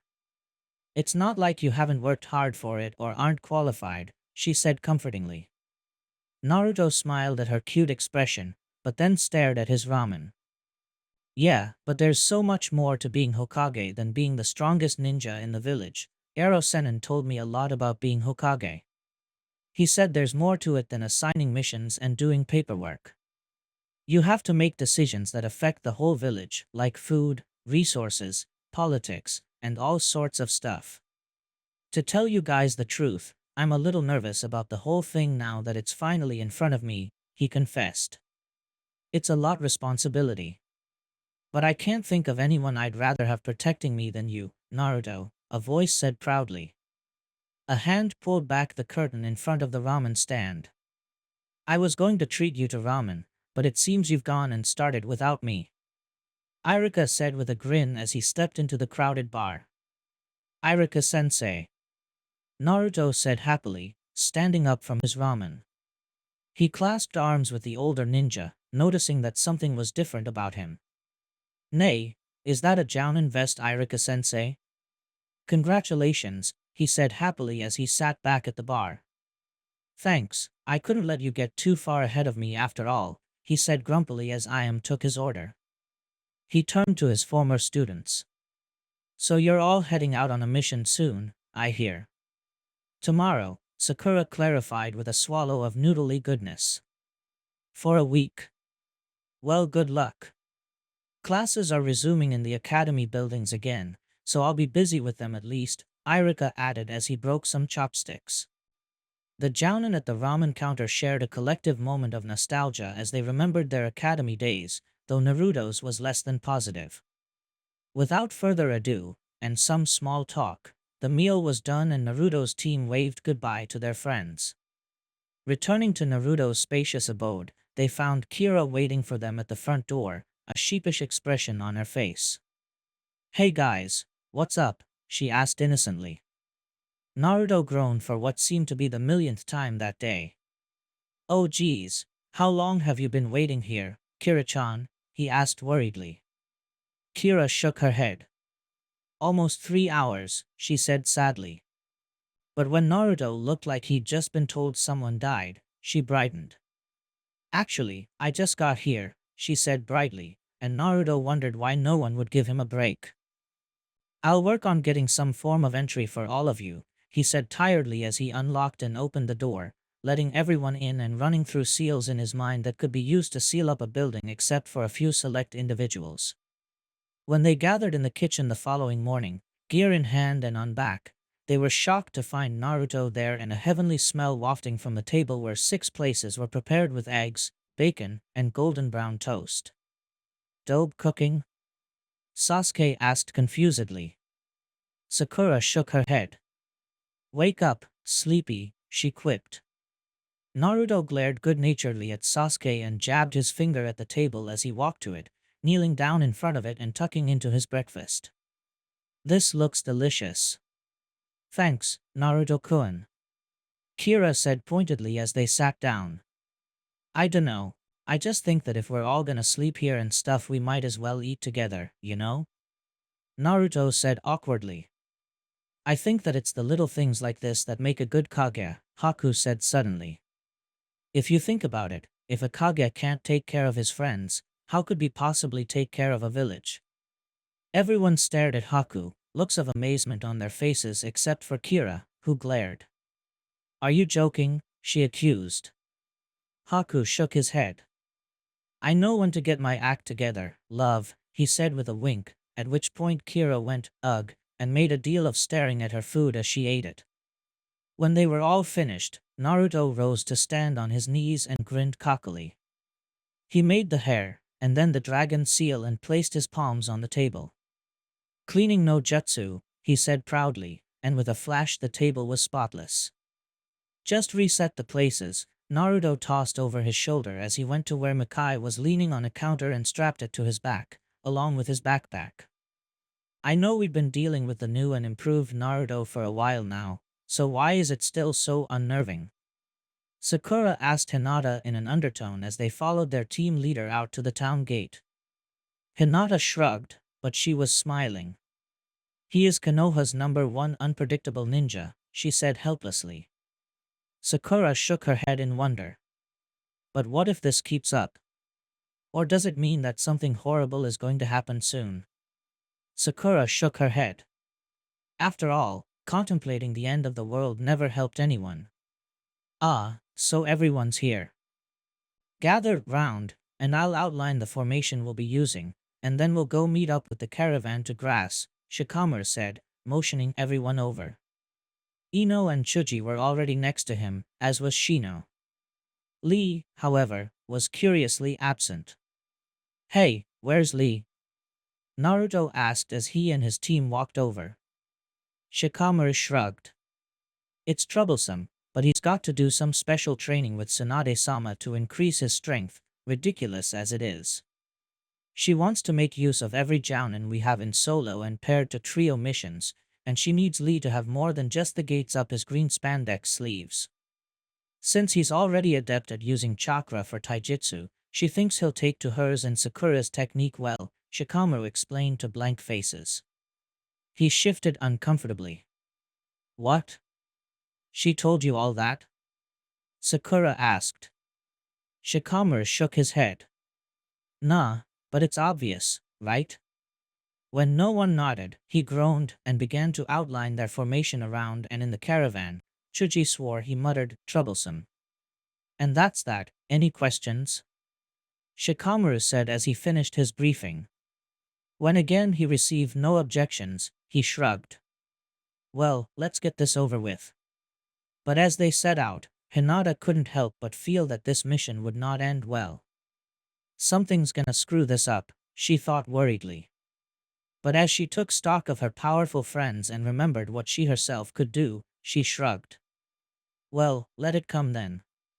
Far away, in that thriving village that was more like a western city named Seattle, where the rain fell almost all the time and metal glistened wherever the villagers looked, a red-eyed man nodded to himself. And the scout reports that the team will leave for grass soon, the aide added. The red-eyed man paused, then turned around. Let them know we're here. Send squads 3 and 7 out to harass the caravan. Instruct them that they are to kill at least a fifth of the grass and as many of the Konoha ninja as they can. Tell them that they are free to retreat whenever they feel it is necessary, the red-eyed man instructed. The aide nodded and hurried out of the room. The red-eyed man resumed his perusal of the village with a grin. Soon. This is boring. Haku complained as they trudged alongside the grass citizens along the dirt road. Hush. Kira scolded. This is part of the mission, now zip it. Haku returned her admonishment with a scowl. Yeah, well, before I came to Konoha I didn't have any cruddy missions like this one. With my old sensei I went on exciting missions all the time, he protested, even though his words sounded hollow even to him. Working for Zabuza as an emotionless tool hadn't exactly left much room for excitement. Go easy on Haku, Kira-chan, Naruto remarked as he walked alongside some grass civilians.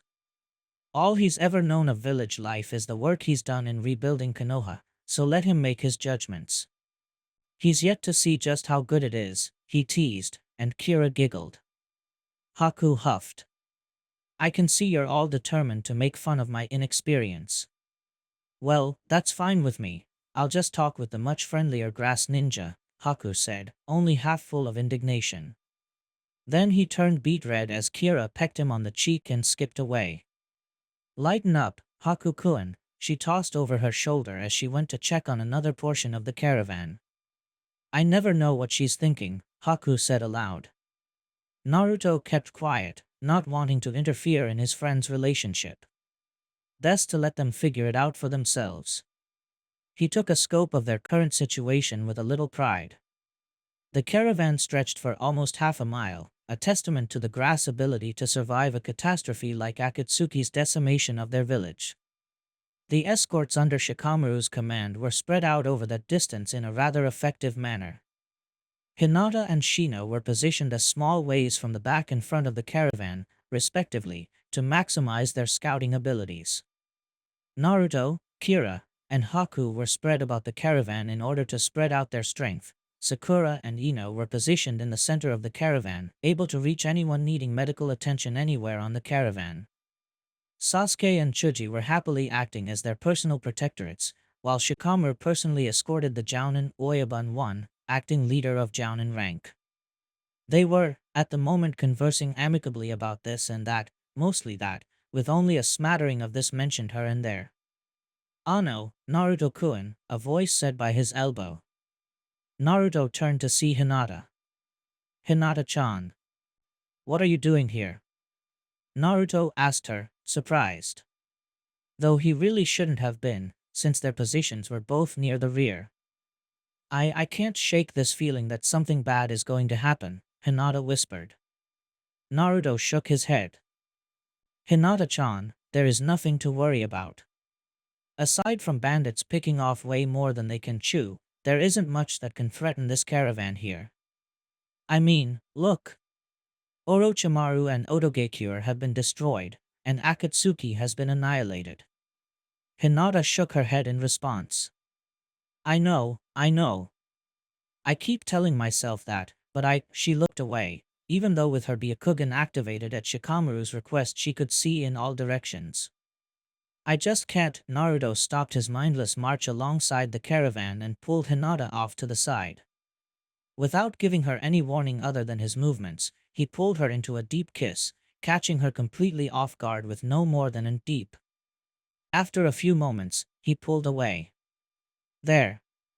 Now if something bad happens, you'll have this moment to look back on. Naruto said happily. Hinata glared at him, but her sheepish smile destroyed all its menacing intent. I get it, she grumbled. But before Naruto could turn to leave, she grabbed him from behind and held him close. I just don't want to leave anything unfinished, she said into his back. When she let go, Naruto turned over his shoulder and said, with a lewd wink, neither do I, he replied as he hurried back to the caravan. Damn him, How does he do that? Hinata cursed in her mind mentally as she felt the blush creep majestically back onto her face. He always says exactly what sets me off. She raged mentally as she caught up to the caravan. Time passes very slowly for a shinobi or a kunoichi during long stretches of inactivity or, rather, during long stretches of not changing what one is doing. In this case, walking. Alright, pass the word down that the caravan will be stopping here for the evening and that we'll reach the grass border tomorrow. You'll all be home in a couple days, at which point we will assist you in the beginning of your village's reconstruction, Shikamaru said, somehow sounding more bored than usual. The Jounin Oyabun nodded and began to walk the length of the caravan, spreading the news of the rest. TCH. Finally. My legs are aching. Ino said happily with a yawn, stretching in a very cat-like manner. Chuji chuckled helplessly. You're a kunoichi, shouldn't you be used to all this? After all, Asuma-sensei used to drill us like this all the time after those Chunin exams, remember? Chuji admonished. Ino laughed. Yeah. I'm probably just glad for a change of pace, she replied. Then she smacked her forehead. Ugh, no pun intended, she said in mock distress. Sakura laughed. Of course not, Ino. Being witty on purpose would be too out of character for you. Sakura said with a wink. Sasuke groaned and motioned to Chuji, and the two shinobi wisely gave the girls a wide berth.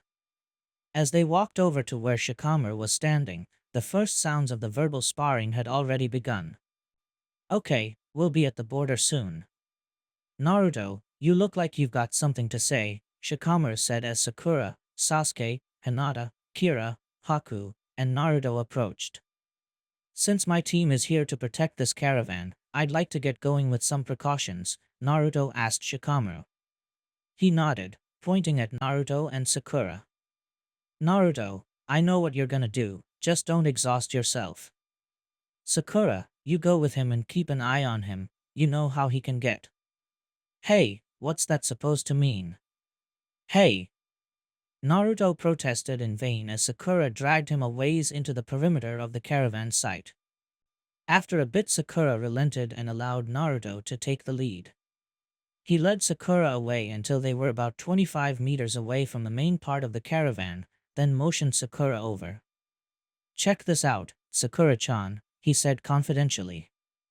She looked on with a trained eye at the seals Naruto's Sharingan began to write on various trees in a makeshift circle. He walked as he scribed various traps and snares for any unsuspecting intruders. When they arrived at the place Naruto began, he retraced his steps, this time overscribing another set of seals at an interval. What's that for, Naruto-kun? Sakura asked curiously. Naruto grinned. I'm setting the traps to only go off if broken from outside the circle. Also, they'll destroy themselves after the caravan leaves in the morning. I don't want anyone setting these off by accident for no reason after we're gone, Naruto explained. Sakura smiled. That's a pretty good idea, Naruto-kun, Sakura said with a sad smile. Naruto finished his work and turned to face her, breathing a little heavier than usual. What's wrong, Sakura-chan? Naruto asked, catching his breath. Sakura gasped. Naruto, your eyes. They're red. What's wrong with your Sharingan? Sakura asked worriedly. Naruto cursed and looked away, slightly ashamed. I was hoping to keep this a secret for now, but I guess it's okay to tell my Nei-chan. My chakra is becoming the Kyubi's demonic chakra. This process is irreversible as a result of my body absorbing the Kyubi. For a brief few moments, I actually had long, messed up hair and a freaking tail. Naruto said hurriedly, scratching the back of his head. Sakura frowned. Naruto, what are you really afraid of? Naruto sighed. He seemed a loss for words, but then he steeled himself. I know it seems stupid, but I'm kinda afraid of what everyone would think. Sakura, when I looked in a mirror, I scared myself. And I'm not sure whether it'll happen again, Naruto said, now speaking to his feet. Sakura smiled and gently cupped his face to bring his eyes to meet hers. "You're so different from the you were those years ago," she said simply with a smile. Naruto began to protest, then shut his mouth when he realized what she was getting at. Grinning right back at her, he replied, "I dunno what you're talking about, Sakura-ne-chan. I'm just as handsome as ever," he cackled gleefully as Sakura's face reddened. "That's not what I meant. Baka." Sakura howled and chased after Naruto, who was already running back to the caravan. Those they happened to pass on their merry way could only pray for the hapless Hokage to be. "The tents are set up over there for us. Girls in there, guys in there, any messing around and I'll use a shadow jutsu to do things to you that not even Orochimaru dreamed about," Shikamaru drawled as he indicated the large tents. "You're just jealous," Haku yelled. Kira jabbed him in the side. "Actually, he's not. I hear he's been corresponding with that Sunakunoichi, what's her name?" Chuji chuckled at the flustered look on his usually in-control friend. "Ah, that's so cute. Shikamaru has a crush." Ino giggled. Their esteemed Jounin commander, not wanting to lose face in front of the people he had to work with for the next few months, snapped. "Alright, everyone get some rest, that's an order." Shikamaru bellowed, exhaling with relief when they all laughed and exchanged their good nights with him and the others. "Yes, sir," Haku said, snapping a salute and ending in a mocking wave. Kira again gave him a love tap, then kissed him on the cheek and dashed into the girls' tent. With a grumble, Haku followed the rest of the boys into their tent. As it was a rather boring, and thus tiring, day, the shinobi of Konoha promptly crawled into their sleeping bags and fell soundly asleep, or made valiant efforts to. Naruto lay awake, calmly sitting in a meditative pose. Unable to sleep, he had deactivated his Sharingan and extended his senses around the caravan, keeping tabs on the various familiar chakra signatures in an attempt to tire himself out. He started when one chakra signature in particular separated itself from the rest of them and moved a ways before stopping. Moving carefully so as to not disturb the snoring Haku or the restless Sasuke, he exited the guy's tent and moved towards the chakra signature. Hinata shivered in the cold, then suddenly stilled as a warm blanket was draped over her form from behind. Bereft of her dark blue jacket which usually concealed the equipment strapped about her mature form, she was grateful for the extra layer, even more so when she saw who had delivered it to her. Naruto smiled and placed a finger over his lips as he drew his love to him, clasping his hands around her waist. She sighed and leaned into him. "Can't sleep?" Naruto asked gently as he rocked her side to side. "Right back atcha," Hinata replied just as softly, relishing the contact between them. Ever since the destruction of Konoha, intimate moments were few and far between, and Hinata wondered what it would be like for them when Naruto was finally instated as the Rokudaime, blushing at the thought of them still together at that time. "I was contemplating the near future." "What's your excuse?" Naruto asked playfully as he squeezed Hinata gently. "Kami-sama," but she was soft. He felt her tense, but he wasn't sure whether it was from the pressure or the question. "I had a nightmare," Hinata confessed after a time. Naruto raised an eyebrow. "It wasn't about something bad happening on this mission, was it?" he asked worriedly. He felt rather than saw her shake her head. "It was well, you were in it," she began. Naruto said nothing, waiting for her to continue. "It was strange, because it started out okay. It was just the two of us back in Konoha, and it was dark, and we were walking down the street. I'm not sure what exactly happened next, but you started acting like a real jerk, but I don't remember what you said. Then you beat some guy up for no reason at all, saying something about him insulting you because you were the Kyubi or something. I think I woke up then, but I'm not sure," Hinata said haltingly, as one does when relating a dream recently had. Naruto was quiet for a moment. "Then, why was I so out of character?" he said, trying to inflect his voice with humor to show that he wasn't really serious, but instead found that he couldn't. "I don't know. It was weird, and I didn't like it, Hinata replied defensively. She felt Naruto let go of her, and she turned to face him. What's wrong? She asked. He looked her in the eye and turned around. Why did you dream about me like that? Is that how you see me acting at some time?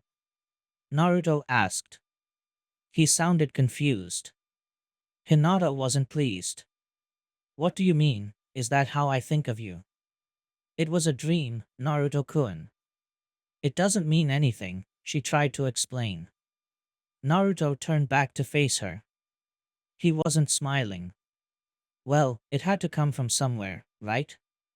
Seeing where he was going with this, Hinata grabbed his shoulders firmly.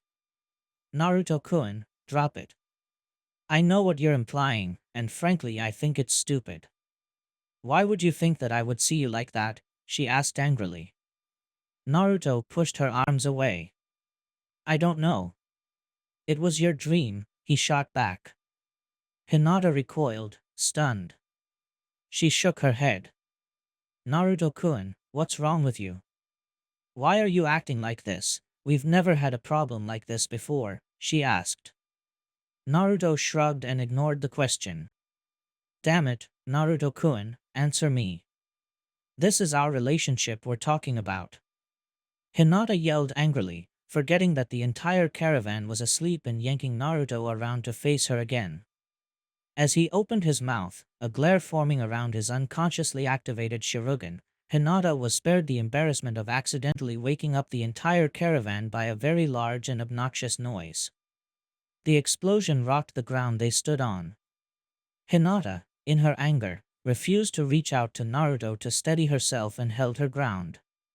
When the shaking died down, she glared at Naruto, activating her Byakugan. Naruto-kun, what the hell did you surround us with? She demanded. But Naruto had gone ashen-faced and was looking in the direction of the explosion. He stood rock-still for a millisecond, then exploded with motion, running towards the disturbance. Everyone, get the hell out of bed and get your asses out here, the caravan's under attack. Move it. Naruto bellowed. Hinata gasped and focused on her enhanced vision, seeing what could shake Naruto up so badly.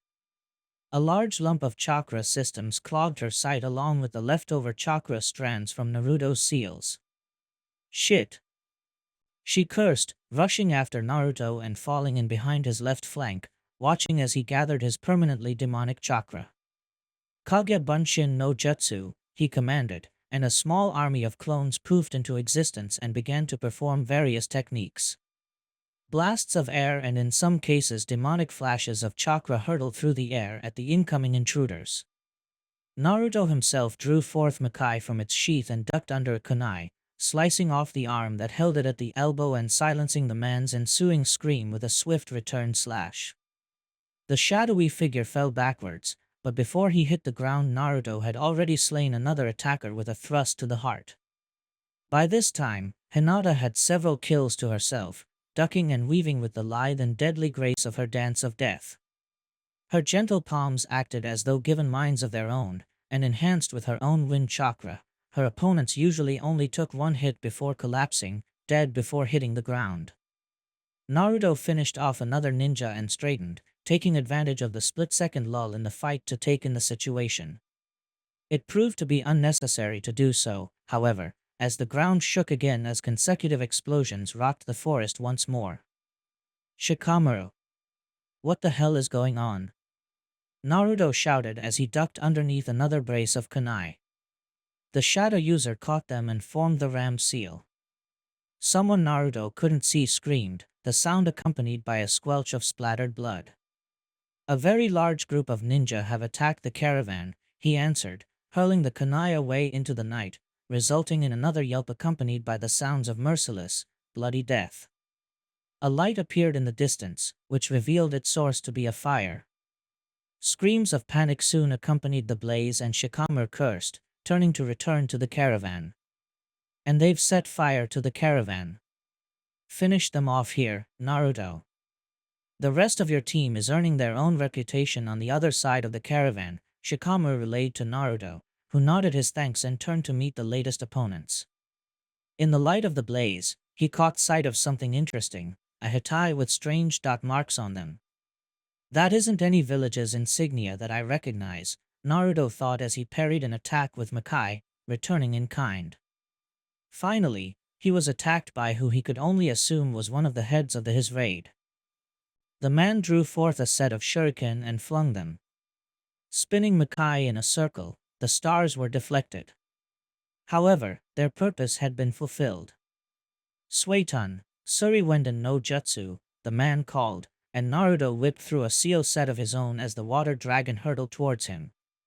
Tenma no Jutsu, Cloak of the Kyubi. Naruto shouted. As he felt the jutsu take effect, he ignored the chakra-filled water dragon and flung a strange kunai into the air in front of him.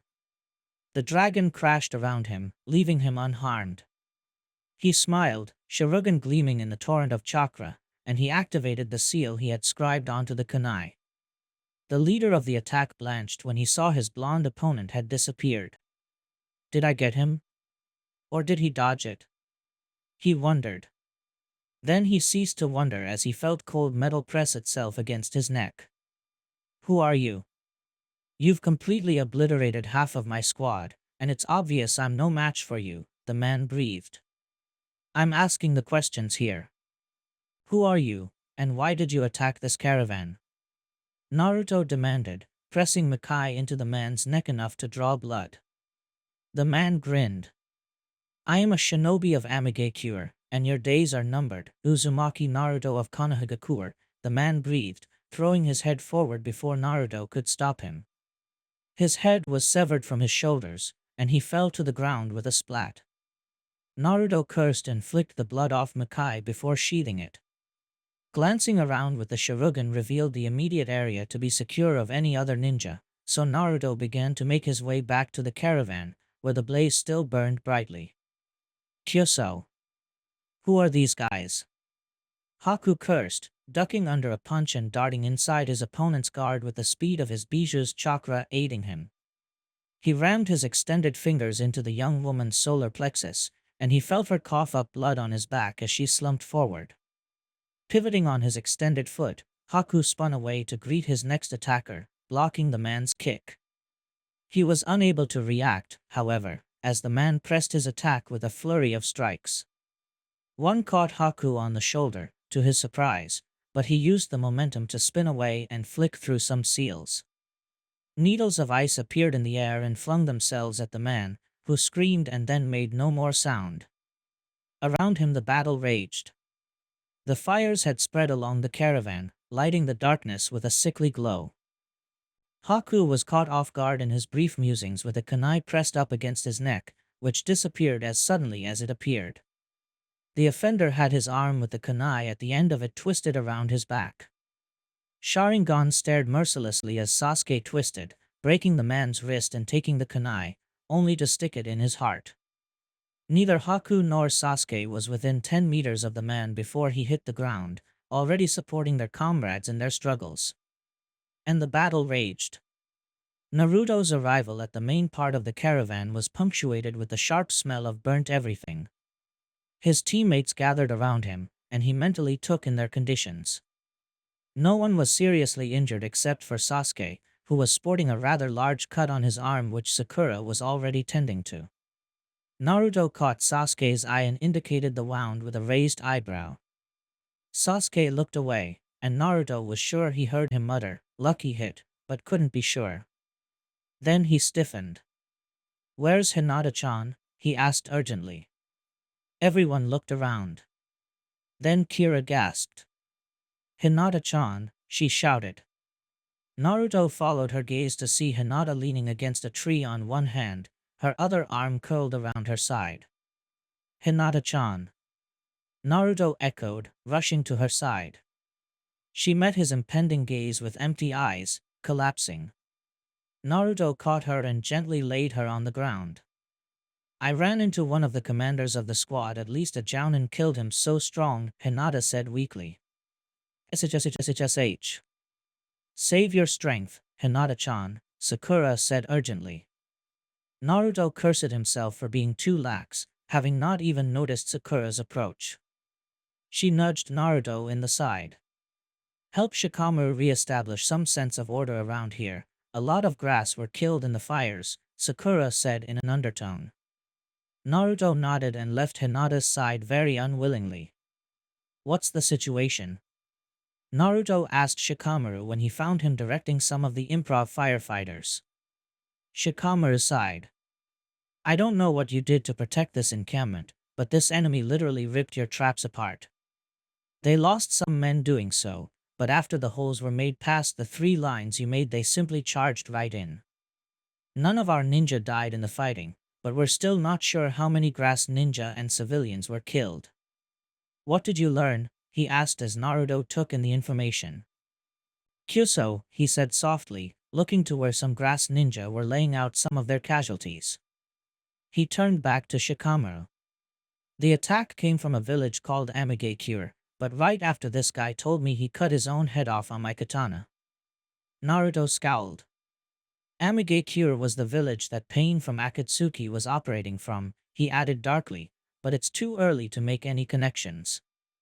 He also knew my name, but pretended he didn't until I killed him. Interesting, Shikamaru said quietly, running a hand through his black hair. Well, there's no use talking about it now. Have your team assist with this cleanup, after which we'll try to get back to sleep, though I doubt that'll really happen. If you could reset the traps, I'd be grateful. At least we'll have the warning if another suicidal enemy walks in, Shikamaru ordered. Naruto nodded and ran back to his team, which had gathered around Hinata. How is she? Naruto asked when he reached them. Sasuke and Haku stepped aside to allow Naruto access to his girlfriend. She looked better, but was still much paler than usual. Hina-chan, Naruto said without thinking, bringing a hand forth to cup her cheek. Her closed eyes opened to meet Naruto's Shirugan. That argument seems pretty stupid now, doesn't it? She asked with a weak grin. Naruto smiled, eyes watering, and leaned in to kiss her cheek. Yeah. Get some rest, Hinata-chan. You did great, getting rid of their commander. We'll talk tomorrow, I promise, Naruto said softly. He leaned in again to bring his mouth to her ear. I love you, don't forget that, he whispered. Hinata closed her eyes with a smile. I know, she mouthed back, falling into blissful unconsciousness. I'll bring her into our tent, Kira offered. Thanks, Kira-chan. Take care of her for me, he pleaded. Kira smiled as she picked Hinata up. Duh, she tossed over her shoulder as she entered the girl's tent. All right, everyone, get to work. The faster this mess goes away, the faster we all get back to sleep, Naruto ordered, paraphrasing Shikamaru's orders. Sasuke, you're with me. As Naruto led him away into the forest, Sasuke voiced a concern. Naruto, what does this all mean? Sasuke asked his brother quietly. Naruto shook his head. Figures a member of Team 7 would go straight to the underneath beneath the underneath, Naruto replied. Sasuke nodded, meeting Naruto's gaze expectantly. Naruto sighed as he began to write seals onto the still-standing trees with the Sharingan. Frankly, I have no idea. I've never even heard of Amigakure, and the only people who can tell us are either dead or back in Konoha, he answered unhappily. Sasuke nodded, scanning the forest with his Sharingan. Definitely a problem. Oh, and Naruto? Naruto turned to face his brother. Yeah. Sasuke smiled. Don't worry about Hinata, she'll be fine in the morning. Sakura-chan patched her up pretty well. Naruto smiled tiredly. Thanks, Sasuke. Now let me finish this, I'm tired as hell. The red-eyed man smiled as he watched the city of Amigakure bustle and thrive beneath his gaze. He knew that the 2 squads, despite their size, would not stand a chance against the powerful Konoha ninja. Yes, many grass ninja would be killed, perhaps 1 or 2 Konoha ninja too, but in all likelihood the squads would be annihilated by Uzumaki Naruto and his personal team of Jounin. But the point isn't to kill you, little Konoha ninja. That isn't the point at all, the man thought calmly. He imagined the scene right now. utter confusion for that caravan, and the culprit elusive in their eyes. Fortunately for Konoha, the red-eyed man was patient and would allow the situation to develop a little before nudging it in another direction again. Uzumaki Naruto, the red-eyed man said to the window. Far away, the blonde sneezed in his sleep.